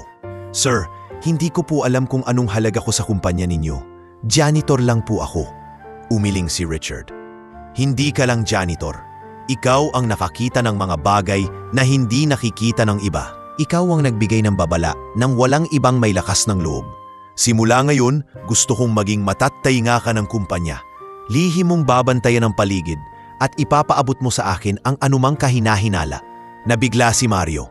Sir, baka po hindi ko kayanin. Wala po akong kaalaman sa mga ganyang bagay. Ngunit mariin ang sagot ni Richard. Hindi kita pipilitin lumaban, Mario. Pero kung pipiliin mong tumulong, hindi lang ang kumpanya ang maililigtas mo, kundi pati na rin ang pamilya mo. Dahil tandaan mo, ikaw ay target na rin ng mga taong ito. At mas ligtas ka kung nasa tabi ko. Natayinik si Mario. Sa kanyang isipan, naalala niya ang mga panahong halos wala silang mafain, ang pagdurusa ng kanyang asawa, at ang pangarap ng kanyang mga anak na makapag-aral. Sa huli, tumango siya. Sige po, sir, gagawin ko ang makakaya ko. Mula noon, naging kakaibang bahagi si Mario ng kumpanya. Habang sa paningin ng iba, isa pa rin siyang janitor. Sa paningin ni Richard, isa siyang lihim na bantay. Madalas siyang nakikitang naglilinis sa mga sulok na madalas hindi pinapansin. Ngunit sa likod ng kanyang mga kilos, nakikinig at nagmamasid siya. Isang araw, habang nag-aayos ng mga basura sa may pantry, narinig niyang muli si Gilbert na may kausap sa telepono. Hindi pa tapos ito. Kahit alisin kami sa board, may paraan pa rin kami. Hindi magtatagal, si Richard mismo ang babagsak. Agad niyang isinulat ang mga narinig at ipinasa kay Richard kinagabihan. Nang mabasa ng CEO ang ulat ni Mario, hindi niya mapigilang mapangiti ng mapait. Gaya ng inaasahan, hindi pa sila tapos. At ito ang patunay na kailangan kitang kasama sa laban, Mario. Sa paglipas ng mga araw, unti-unting naging mas bukas si Richard kay Mario. Kapag sila'y nagkakape sa opisina sa hapon, may mga pagkakataong nagbubukas siya ng kanyang damdamin. Alam mo ba, Mario, 3 taon na mula nang mamatay ang asawa ko. Simula noon, naging bato ako sa lahat ng tao. Pero sa kakaibang paraan, ipinakita mo sa akin na hindi lahat ng tao ay traidor. Tahimik na nakinig si Mario at mahinahong tumugon. Sir, minsan po, ang katotohanan ay makikita hindi sa mataas na posisyon kundi sa mga simpleng tao lang. Ang totoo ay laging nariyan pero madalas hindi natin pinapansin. Ang mga salitang iyon ay lalong nag-ukit sa puso ng CEO. Sa kabila ng kanyang kayamanan at kapangyarihan, naisip niyang isang janitor ang nakapagbukas ng anyang mga mata. Samantala, hindi naging madali ang bagong papel ni Mario. May mga gabi na sinusundan siya pauwi at may mga pagkakataong nararamdaman niyang may mga matang nakatingin mula sa dilim. Ngunit dahil sa paninindigan niya at sa pangako sa kanyang pamilya, hindi siya umatras. Sa bahay, napansin ni Lorna ang pagod at kaba ng kanyang asawa. Mario, alam kong may pinapasok kang delikado. Hindi na ito simpleng trabaho lang. Pero kung ano man ang pinili mo, susuportahan kita. Basta pangako mo lang, babalik ka sa amin ng ligtas. Hinawakan ni Mario ang kamay ng asawa at ngumiti. Para sa inyo ko ito ginagawa. Hindi ko hahayaang madamay tayo kung hindi ako kikilos. Sa sumunod na mga linggo, lumakas ang loob ni Richard. Pinatindi niya ang auditing ng lahat ng departamento, tinanggal ang mga tauhang may koneksyon sa karibal na kumpanya, at naglatag ng mga bagong patakaran. Ang kumpanya ay muling nagkaroon ng sigla, ngunit kasabay nito, lumakas din ang galit ng kanilang mga kaaway. At sa lahat ng ito, nasa tabi niya si Mario, isang janitor na naging tahimik na tagapagtanggol laban sa mga anino ng pagtataksil. Hindi alam ng karamihan. Ngunit sa bawat paglalampaso ng sahig at paglalagay ng walis sa sulok, may mata at tainga na nagbabantay para sa kaligtasan ng lahat. Akala ng lahat ay nagsimula ng maging ahimik ang mga araw sa kumpanya matapos linisin ni Richard ang board mula sa mga traidor. Ngunit tulad ng isang bagyong biglang dumarating, muling gumapang ang panganib, hindi sa pamamagitan ng bomba, kundi sa isang mas tuso at mapanganib na paraan. Isang Lunes ng umaga, biglang nagkaroon ng aberya sa buong gusali. Ang mga computer system ay biglang nag-shutdown at ang mga ilaw sa ilang palapag ay nagsimulang mag-fluctuate. Nagdulot ito ng takot sa mga empleyado. Ang iba ay nagtatakbuhan palabas. Iniisip na baka may panibagong bomba, ngunit agad na nagpaliwanag ang mga gwardiya na ito ay tila sabotage sa kuryente at sistema. Si Mario, na noon ay nasa ikatlong palapag at naglilinis ng mga bintana, ay nakaramdam ng kakaiba. Mula sa labas ng gusali, nakita niya ang dalawang lalaking nakaitim na pila nagmamadaling umalis, dala ang mga kahon ng gamit. Hindi na siya nagdalawang isip at agad bumaba upang i-report ito sa security office. "Sir, may dalawang lalaking palabas ng gusali. May dalang mga kahon. Mukhang sila ang may kinalaman dito." Halos pasigaw niyang sabi habang hinihingal. Agad na nagresponde ang mga gwardiya, ngunit huli na. Pagdating nila sa labas, nakalayo na ang mga lalaking sakay ng motorsiklo. Naiwan ang kaguluhan sa loob ng kumpanya. Sa kanyang opisina, galit na galit si Richard. Hindi na ito basta pagbabanta. Ito'y malinaw na sabotahe. May gustong sirain ang operasyon ng kumpanya. "Sir, anin ang kanyang IT head. Ang server natin ay na-infiltrate. May mga dokumentong nawala, mga kontrata at financial records. Pero mabuti na lang, may backup tayo sa ibang lugar. Kung hindi, baka tuluyan nang bumagsak ang kumpanya." Nagningting si Richard at halos sumabog sa galit. May taong nakapasok na naman sa loob. At kung hindi ko sisimulang tikpasin hanggang sa ugat ang problemang ito, mauubos ang pinaghirapan natin. Samantala, dumaan si Mario sa opisina ng CEO upang magbigay ng ulat. "Sir, nakita ko po ang dalawang lalaking iyon. Hindi sila empleyado. Kung gusto nyo, kaya kong ituro kung saan sila dumaan at anong oras sila lumabas." Tinitigan siya ni Richard at sa kabila ng gulo, nakaramdam siya ng tiwala. "Mabuti, Mario. Ang pagiging mapagbantay mo ang dahilan kung bakit hindi tuluyang bumagsak ang lahat na yon. Kung hindi mo sinabi agad, baka wala kaming lead." Ngunit hindi lahat ay naniwala. Sa pantry, muling pinag-usapan ng mga empleyado si Mario. Nakakapanibago. Lagi siyang nasa eksena kapag may kaguluhan. Hindi kaya siya talaga ang may alam kung sino ang mga nasa likod nito? Pero isipin mo, tugon ng isa. Kung gusto niyang masama tayo, bakit niya pa ibinubunyag? Nagkibit balikat ang isa. Hindi natin alam, baka parte lang ng palabas. Habang patuloy ang mga chismis, si Mario ay nagpatuloy sa kanyang tungkulin. Ngunit mas naging maingat siya.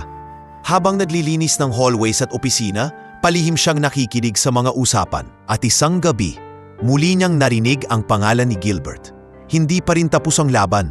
Kahit tinanggal tayo, may mga tao pa rin tayong naiwan sa loob.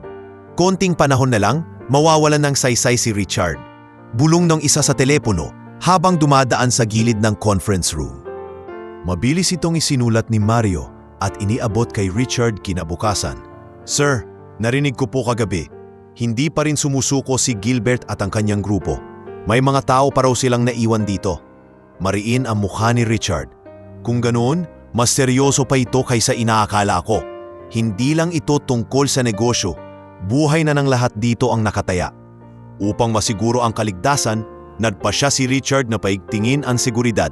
Nagkaroon ng checkpoint sa lahat ng palapag at bawat empleyado ay dumaan sa masusing background check. Ngunit kahit ganoon, hindi pa rin nakatiyak ang lahat. Isang hapon, habang abala ang lahat sa trabaho, biglang nagkaroon ng malakas na usok mula sa server room. Nataranta ang mga empleyado at nagtakbuhan palabas. Ngunit si Mario, imbes na sumama sa iba, ay mabilis na tumakbo patungo sa pinagmumula ng usok. Pagdating niya, nakita niyang sinadya ang maliit na sunog. May natapong gasolina sa gilid at may iwanang lighter sa mesa. Agad niyang kinuha ang fire extinguisher at pinatay ang apoy bago pa ito kumalat. Pagdating ng security, siya na ang nakatayo ron, hingal na hingal. Hawak ang fire extinguisher. "Kung hindi ako nakarating agad, baka natupok na ang buong server room," hingal niyang sabi. Pagdating ni Richard, hindi na niya napigilang mapahinto. Sa gitna ng lahat ng kaguluhan, nandoon muli si Mario, handang iligtas ang kumpanya. Ngunit kasabay ng ginhawa ay ang lalong pagdududa. "Bakit lagi kang nasa tamang lugar, Mario? Tanong niya, malamig ngunit puno ng halong pagtataka.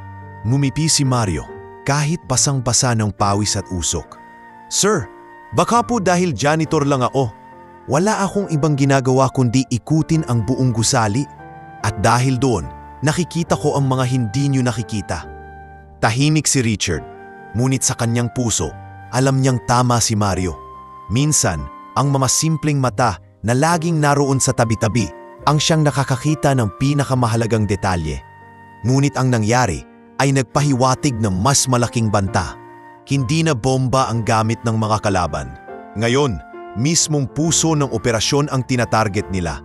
Ang sistema, ang record at ang tiwala ng mga tao.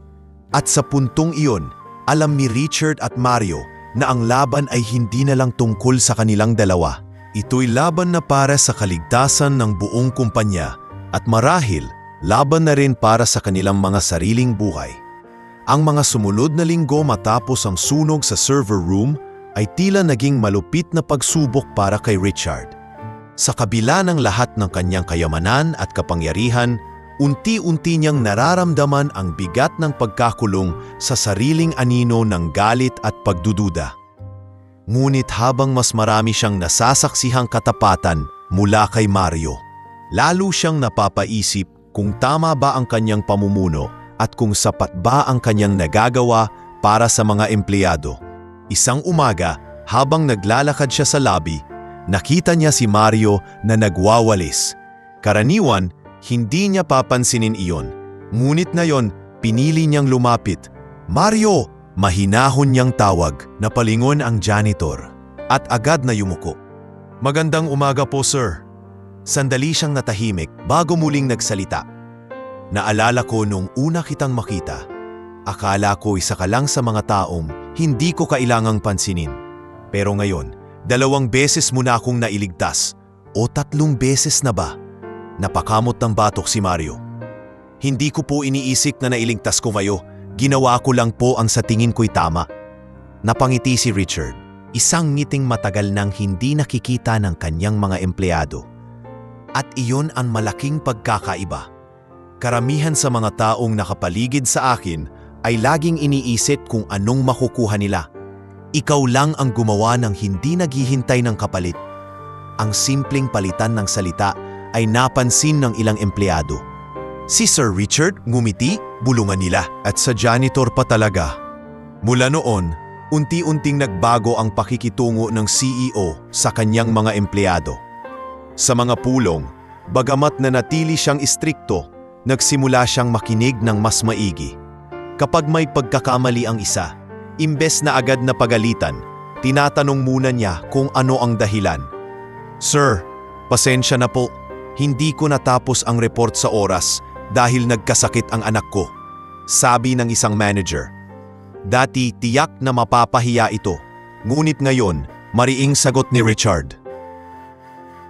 Ayusin mo ito sa susunod, pero magpahinga ka muna ngayon at siguraduhin mong maayos ang pamilya mo. Halos hindi makapaniwala ang lahat. Parang ibang tao ang kaharap nila. At habang nagbabago ang CEO, lalong lumalim ang respeto niya kay Mario. Sa isang gabi, matapos ang isang mahabang araw, pinatawag niya si Mario sa kanyang opisina. Mario, alam mo bang tinulungan mo akong makita ang mga bagay na hindi ko na nakikita? Nagulat si Mario at nagtanong, ano po ang ibig ninyong sabihin, sir? Humugot ng malalim na hininga si Richard. 3 taon mula nang mamatay ang asawa ko, naging bato ako. Iniisip ko lang ang pagiging matigas ang tanging paraan para protektahan ang kumpanya. Pero dahil sa iyo, napagtanto kong mali ako. Ang tunay na lakas ng isang leader ay hindi ang takutin ng mga tao, kundi ang magkaroon ng tiwala sa kanila. Hindi nakasagot agad si Mario. Bagamat simpleng tao lamang siya, dama niya ang bigat ng sinabi ng CEO. Sir, hindi po ako espesyal. Siguro po, dahil wala akong kaya, natuto na lang akong maging totoo. Bahagyang natawa si Richard. At iyon mismo ang kailangan ko, katotohanan. Hindi ko alam kung paano kita babayaran sa lahat ng nagawa mo, Mario. Pero simula ngayon, hindi lang ako titingin sa iyo bilang janitor. Isa kang taong dapat kong igalang. Samantala sa bahay, Napansin din ni Lorna ang pagbabago. Habang nag-uusap sila ni Mario sa hapagkainan, ikinuwento niya, "Alam mo ba, ibang-iba na si Sir Richard. Hindi na siya gaya ng dati. Parang mas mabait na siya sa mga tao. Siguro dahil nakikita niya na hindi lahat ng empleyado ay traidor," sagot ni Mario. "At siguro natututo na rin siya na ang tiwala ay hindi dapat nakabatay sa posisyon." Natuwa ang kanilang mga anak nang marinig ito. "Tay, ibig sabihin ba niyan hindi na kayo pagtatawanan sa kumpanya?" tanong ni Angel. Ngumiti si Mario, bagamat alam niyang hindi ganoon kadali. "Hindi anak, pero kahit paano, mas magaan na ang loob ng mga tao. At iyon ay malaking bagay na." Sa mga sumunod na linggo, mas naging masigla ang kumpanya. Ang mga empleyado ay nakaramdam ng kakaibang inspirasyon. Ang dating malamig na tingin ng CEO ay napalitan ng mas maingat na pagtingin. Hindi na siya takot na magbigay ng papuri kapag may mahusay na nagawa. "Magaling ang trabaho mo, Clarice. Ipagpatuloy mo iyan," ani Richard sa isang sekretarya. Bagay na ikinagulat ng lahat dahil bihira siyang magbigay ng papuri. Habang nangyayari ang lahat ng ito, mas lalong lumalim ang koneksyon niya kay Mario. Minsan, habang nagkakape sila sa kapeteriya, nagtanong si Richard, "Mario, kung ikaw ang nasa posisyon ko, ano ang gagawin mo para mas maging maayos ang kumpanya?" Napaisip ang janitor, "Sir, siguro po sisimulan ko sa pakikinig. Hindi lahat ng empleyado ay matapang magsalita. Pero kung maririnig ninyo sila, mararamdaman nila na mahalaga sila. At kapag naramdaman nilang mahalaga sila, gagawin nila ang lahat para protektahan ang kumpanya." Tumango si Richard, para bang nakarinig ng bagong prinsipyo sa buhay. "Tama ka, at iyan ang matagal ko nang nakakaligtaan." Sa pagbabagong ito, nagsimula ring tumulong si Richard sa pamilya ni Mario. Palihim man, pinadala niya ang scholarship program para kay Angel at tumulong sa maliit na negosyo na sinimulang itayo ni Lorna. Hindi ito agad sinabi ni Mario sa kanyang pamilya, ngunit ng kalaunan ay napansin nila ang pagbabago. Halos maiyak si Lorna sa pasasalamat. "Mario, hindi ko akalaing darating ang araw na kikilalanin ka ng mismong may-ari ng kumpanya," bulong niya isang gabi. At sa puntong iyon, kahit alam nilang hindi pa tapos ang laban at marami pang panganib ang paparating, naramdaman nilang unti-unti nang gumagaan ang kanilang mundo. Dahil hindi lamang isang CEO ang nagbago, kundi isang relasyon ng tiwala ang nabuo sa pagitan ng mayaman at ng isang janitor na matagal nang walang boses. Sa kabila ng mga pagbabagong naganap sa kumpanya at sa unti-unting paglapit ni Richard sa kanyang mga empleyado, lalo na kay Mario, hindi pa rin natatapos ang panganib.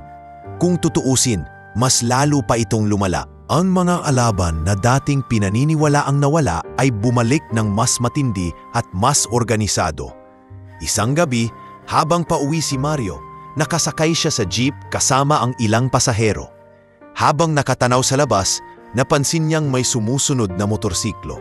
Sa una, inakala niyang simpleng motorista lang, ngunit nang makailang kanto na, hindi pa rin ito nawawala. Nagsimulang kabahan si Mario. Pagdating sa isang madilim na bahagi ng kalsada, bigla na lang tumigil ang jeep dahil sa sira ng makina. Lalong tumindi ang kaba ni Mario nang makitang huminto rin ang motorsiklo ilang metro ang layo.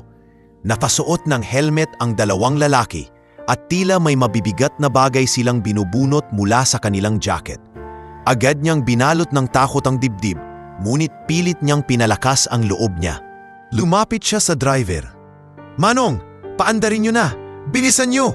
bulong niya, puno ng panginginig ang boses. "Sir, ayaw umandar!" sagot ng driver, kinakabahan na rin. Hindi na nagdalawang isip si Mario.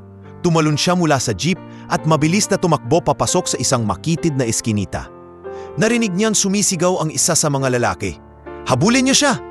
Habang tumatakbo, nararamdaman niyang tumutulo ang pawis mula sa kanyang noo at ang kanyang mga paa halos sumuko na. Ngunit dala ng instinct na mabuhay, nagawa niyang makalayo hanggang sa matarating sa isang tindahan na malapit nang magsara. Agad siyang pumasok at nakiusap. "Manang, pakitulungan niyo po ako. May humahabol sa akin." Dali-dali siyang itinago ng matandang tindera sa likod ng mga kahon. Ilang sandali lang, pumasok ang dalawang lalaking naka-helmet at nagtanong, "May nakita ka bang lalaking janitor ang itsura? Pawisan at hingal na hingal?" Umiling ang matanda. "Wala akong nakitang ganyan. Kakaalis lang ako dito para magsara ng tindahan." Pagkatapos ay umalis ang mga lalaki at doon lang nakahinga ng maluwag si Mario. Nang makauwi siya, halos yakapin niya agad si Lorna at ang mga bata. "May himahabol sa akin. Gusto na nila akong patayin." Nanginginig niyang sabi. Napaiyak si Lorna. "Mario, hanggang kailan ba ito?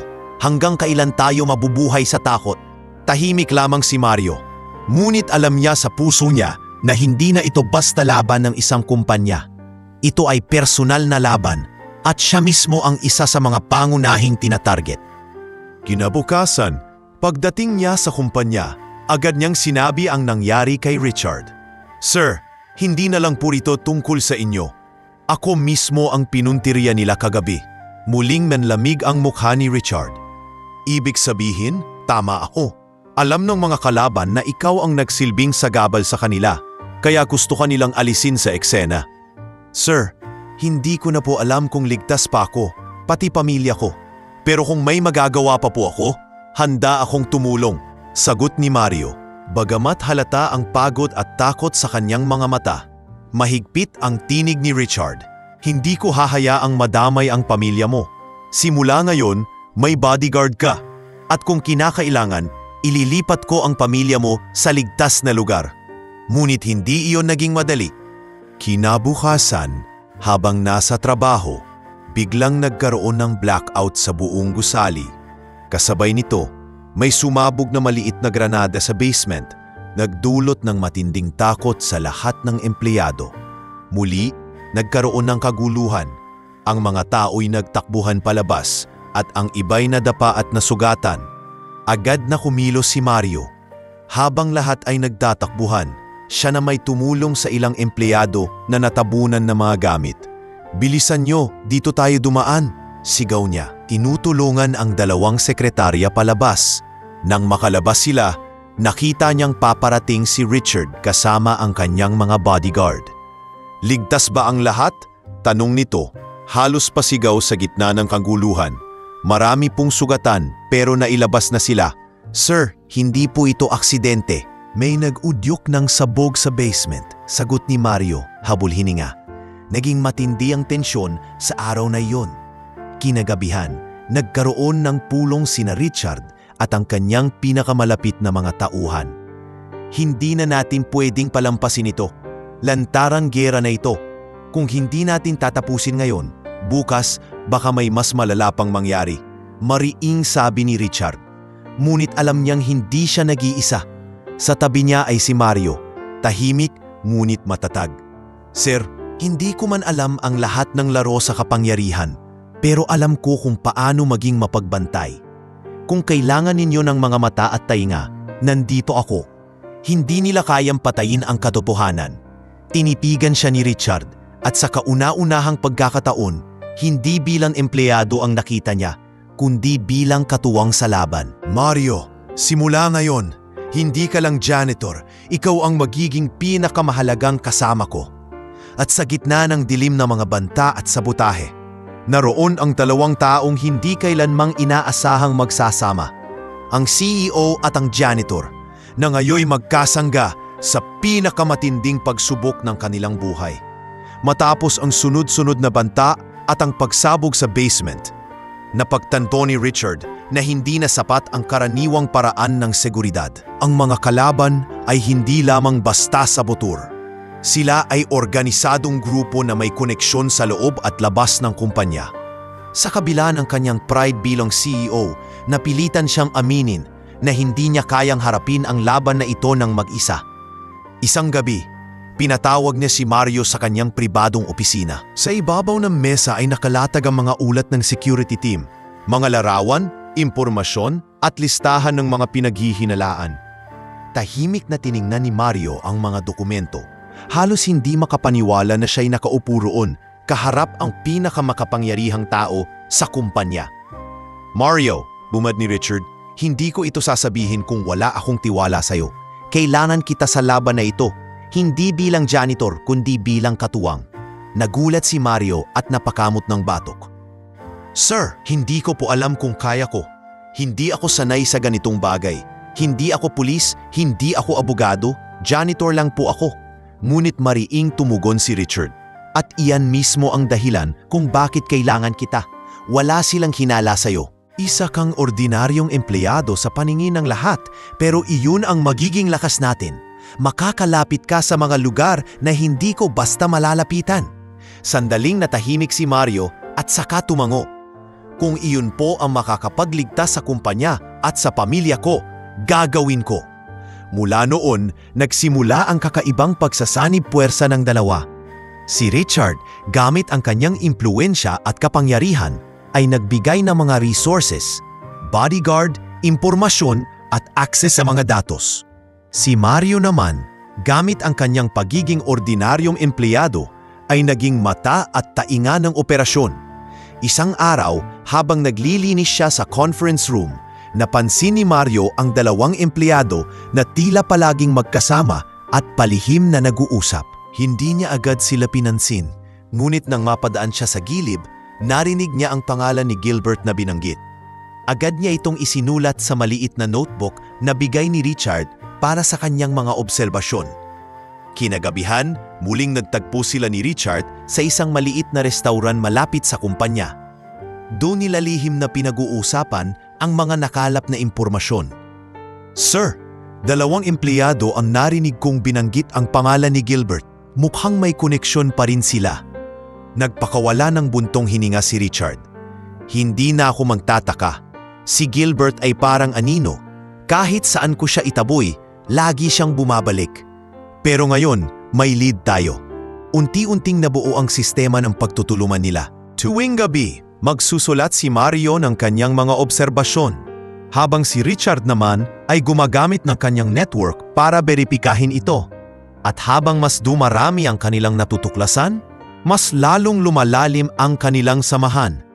Isang gabi, matapos ang isang mahabang talakayan, napatitig si Richard kay Mario. Alam mo Mario, hindi ko akalaing darating ang araw na makakahanap ako ng tunay na maaasahan sa isang taong hindi ko man lang napapansin noon. Sa dami ng taong nakapaligid sa akin, ikaw lang ang walang nililihim. Ngumiti si Mario bagamat may halong pag-aalangan. Sir, siguro dahil wala naman po akong kayamanan o kapangyarihan para magtago ng lihim. Ang tanging meron lang ako ay ang pamilya ko at ang integridad ko. Napangiti si Richard at sa loob ng maraming taon, pakiramdam niya ay may isang tunay na kaibigan siyang nahanap. Samantala, hindi rin nakaligtas ang pamilya ni Mario sa mga pagbaagong ito. Nagsimula nang magtaka si Lorna kung bakit madalas siyang ginagabi ng uwi o kung bakit minsan ay may kasamang bodyguard. Isang gabi matapos makauwi, hinarap siya ng asawa. Mario, ano na ba talaga ang pinasok mo? Hindi na ito normal. Hindi na ito simpleng paglilinis lang ng sahig. Napabuntong hininga si Mario at umupo sa tabi ng asawa. Lorna, totoo ka. Hindi na ito normal, pero kailangan kong gawin ito. Hindi lang para kay Richard, kundi para sa atin. Kung hindi ko tutulungang ayusin ito, baka pati tayo ay madamay. Napaiyak si Lorna. Natatakot ako para sa'yo. Natatakot akong dumating ang araw na hindi ka na umuwi. Hinawakan ni Mario ang kamay ng asawa. Pangako, hindi ko kayo pababayaan. Hinding-hindi. Sa kumpanya, unti-unti ring napansin ng ibang empleyado ang kakaibang relasyon ng CEO at ng janitor. May mga bulungan, may mga tanong, ngunit imbes na magdulot ng pangungutya, nagsimula itong magbigay ng inspirasyon. Kung ang janitor ay kayang pakinggan ng CEO, baka may pag-asa rin tayong lahat. Bulong ng isang sekretarya sa kasama. At sa bawat hakbang ng kanilang pagsasanib puwersa, mas lalong lumilinaw na ang laban ay hindi lamang laban ng isang kumpanya, kundi laban para sa katotohanan at katarungan. Habang nakaupo sila isang gabi sa opisina, tiningnan ni Richard si Mario at nagsabi, "Simula ngayon Mario, hindi na kita titingnan bilang janitor. Isa kang sundalo sa laban na ito. At maniwala ka, hindi ka nag-iisa. At doon nagsimula ang kanilang tunay na pakikipagsapalaran. Isang laban na magpapakita kung hanggang saan ang kaya ng dalawang taong magkaibang mundo, ngunit pinag-isa ng iisang layunin, ang protektahan ang kumpanya at ang mga taong umaasa rito. Matapos ang mga linggong lihim na pakikipagtulungan nina Richard at Mario, unti-unti nang lumilinaw ang kabuuang larawan ng sabwatan. Ang mga ulat na nakalap ni Mario at ang mga dokumentong nakuha ng security team ni Richard ay nagsimulang magdugtong-dugtong na para bang mga piraso ng palaisipan na matagal nang nakatago. Sa bawat gabing pagpupulong nila sa maliit na silid ng CEO, lalong lumalapit sila sa katotohanan. Isang gabi, habang nakalatag ang mga folder at larawan sa mesa, tinuro ni Richard ang pangalan ni Gilbert. Lahat ng ito, naguugat dito, si Gilbert ang utak. Pero hindi siya nag-iisa. May mga politiko at negosyanteng sumusuporta sa kanya. Kaya kahit ilang beses natin siyang matanggal, palagi siyang nakababalik. Tahimik na tumango si Mario at saka nagbigay ng obserbasyon. Sir, napapansin ko po, karamihan ng kilos nila ay nakasentro sa paninira ng tiwala. Sinimulan nila sa bomba, tapos sa sabotahe ng server. At ngayon, pati mismong mga empleyado'y pinapagalaw nila. Para bang gusto nilang sirain ang puso ng kumpanya, ang tiwala ng mga tao. Napangiti si Richard bagamat at halos nagtanumpay sila. Kung hindi dahil sa'yo, baka tuluyan na akong bumigay. Pero ngayon, alam ko na, kailangan nating ilantad ang lahat ng ito. Hindi sapat na pigilan lang sila. Kailangang ilabas natin ang katotohanan. Kinabukasan, nagpasya si Richard na magdaos ng isang espesyal na pulong kasama ang buong board at ilang piling empleyado. Hindi alam ng karamihan, ngunit ang pulong na iyon ay magiging mitsa ng paglalantad ng sabwatan. Sa mismong araw, bago magsimula ang pagpupulong, lumapit si Mario kay Richard. Sir, sigurado po ba kayo rito? Kapag inilabas ninyo ang lahat ng ebidensya, siguradong hindi titigil si Gilbert. Baka lalong lumala ang laban. Mariin ang sagot ng CEO. Mario, mas matindi ang pinsala kung patuloy tayong mananahimik. Ang katotohanan, kahit gaano kasakit, ay siyang magliligtas sa kumpanya. At handa akong panindigan yun.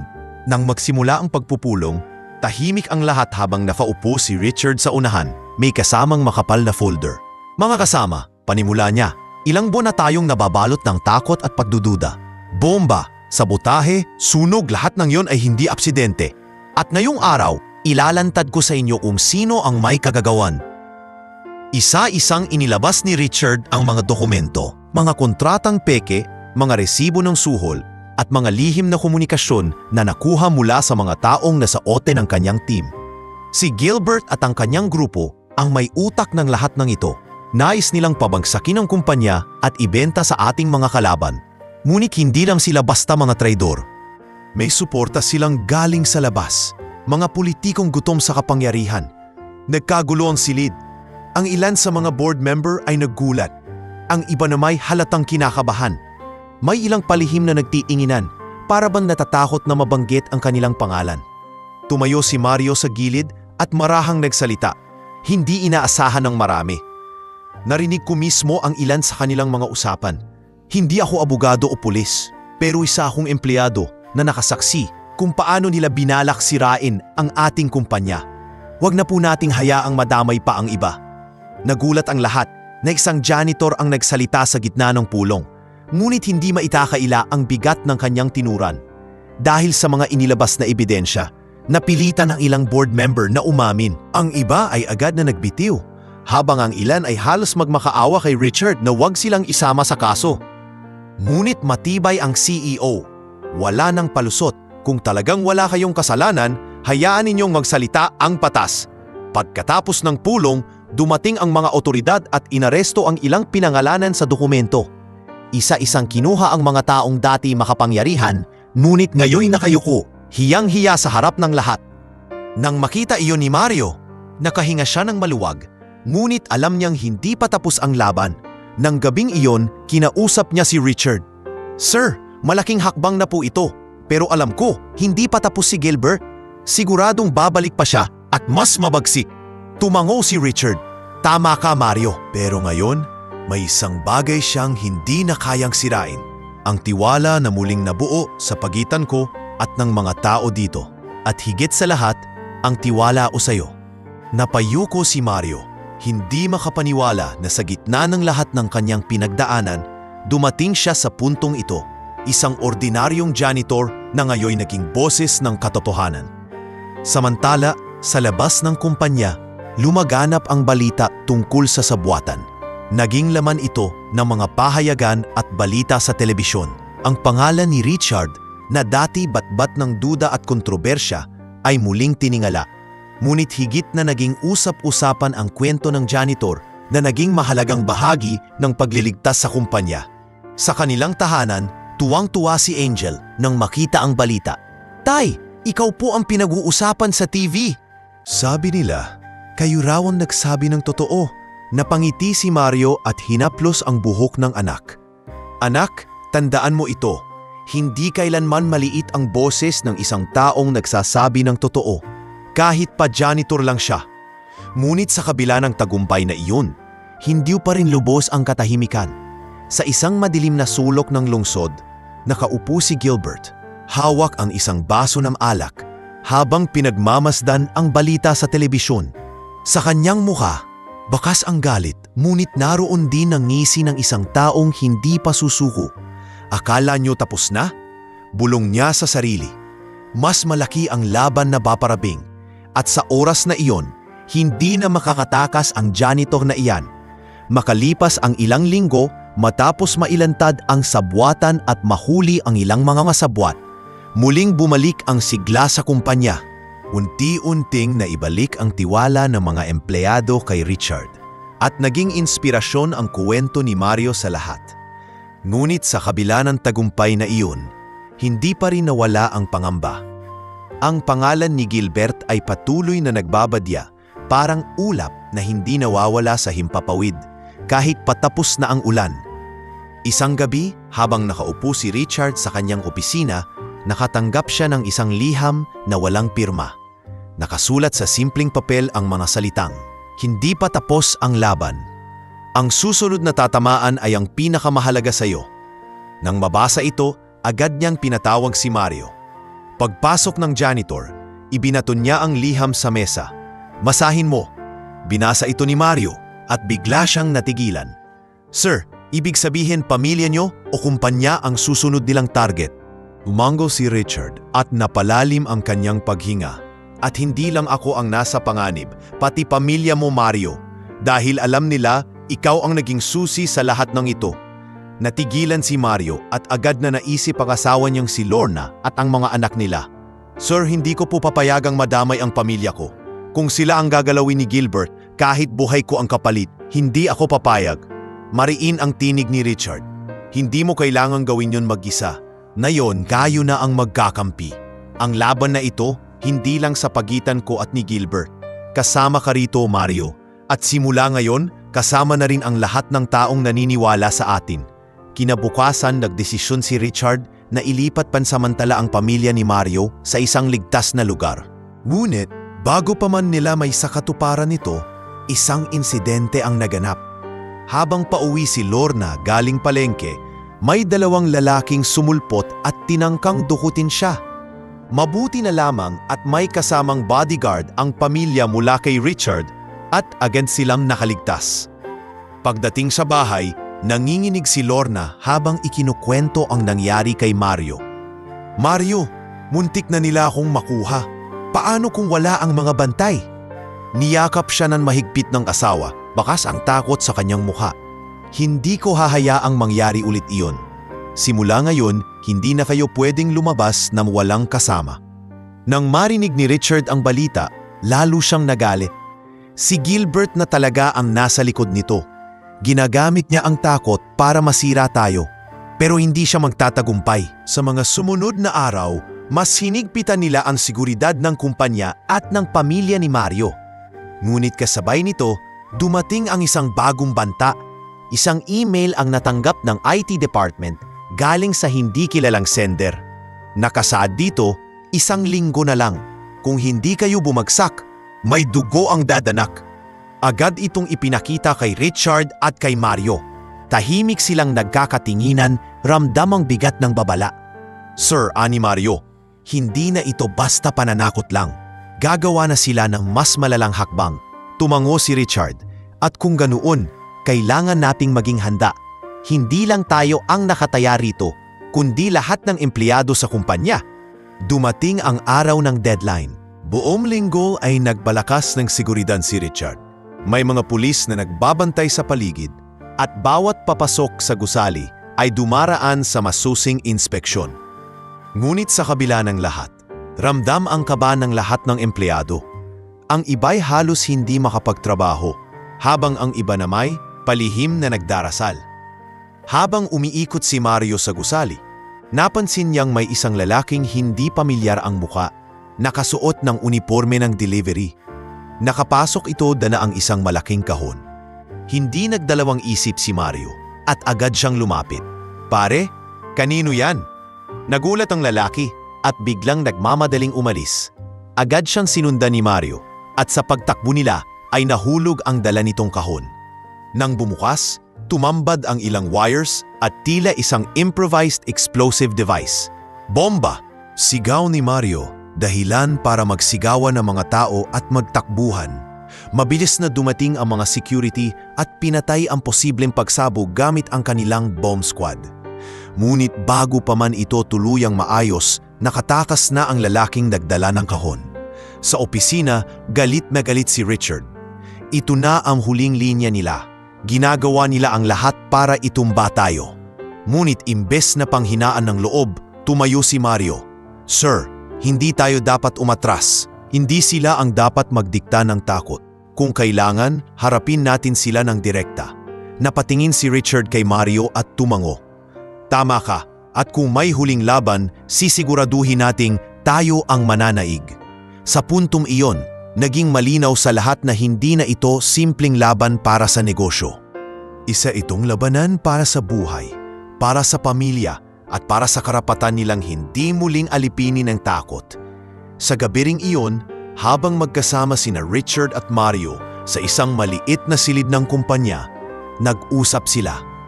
Mario, wika ni Richard, kung may mangyari man sa akin, pangako mo sa akin, ipagpapatuloy mo ang laban na ito.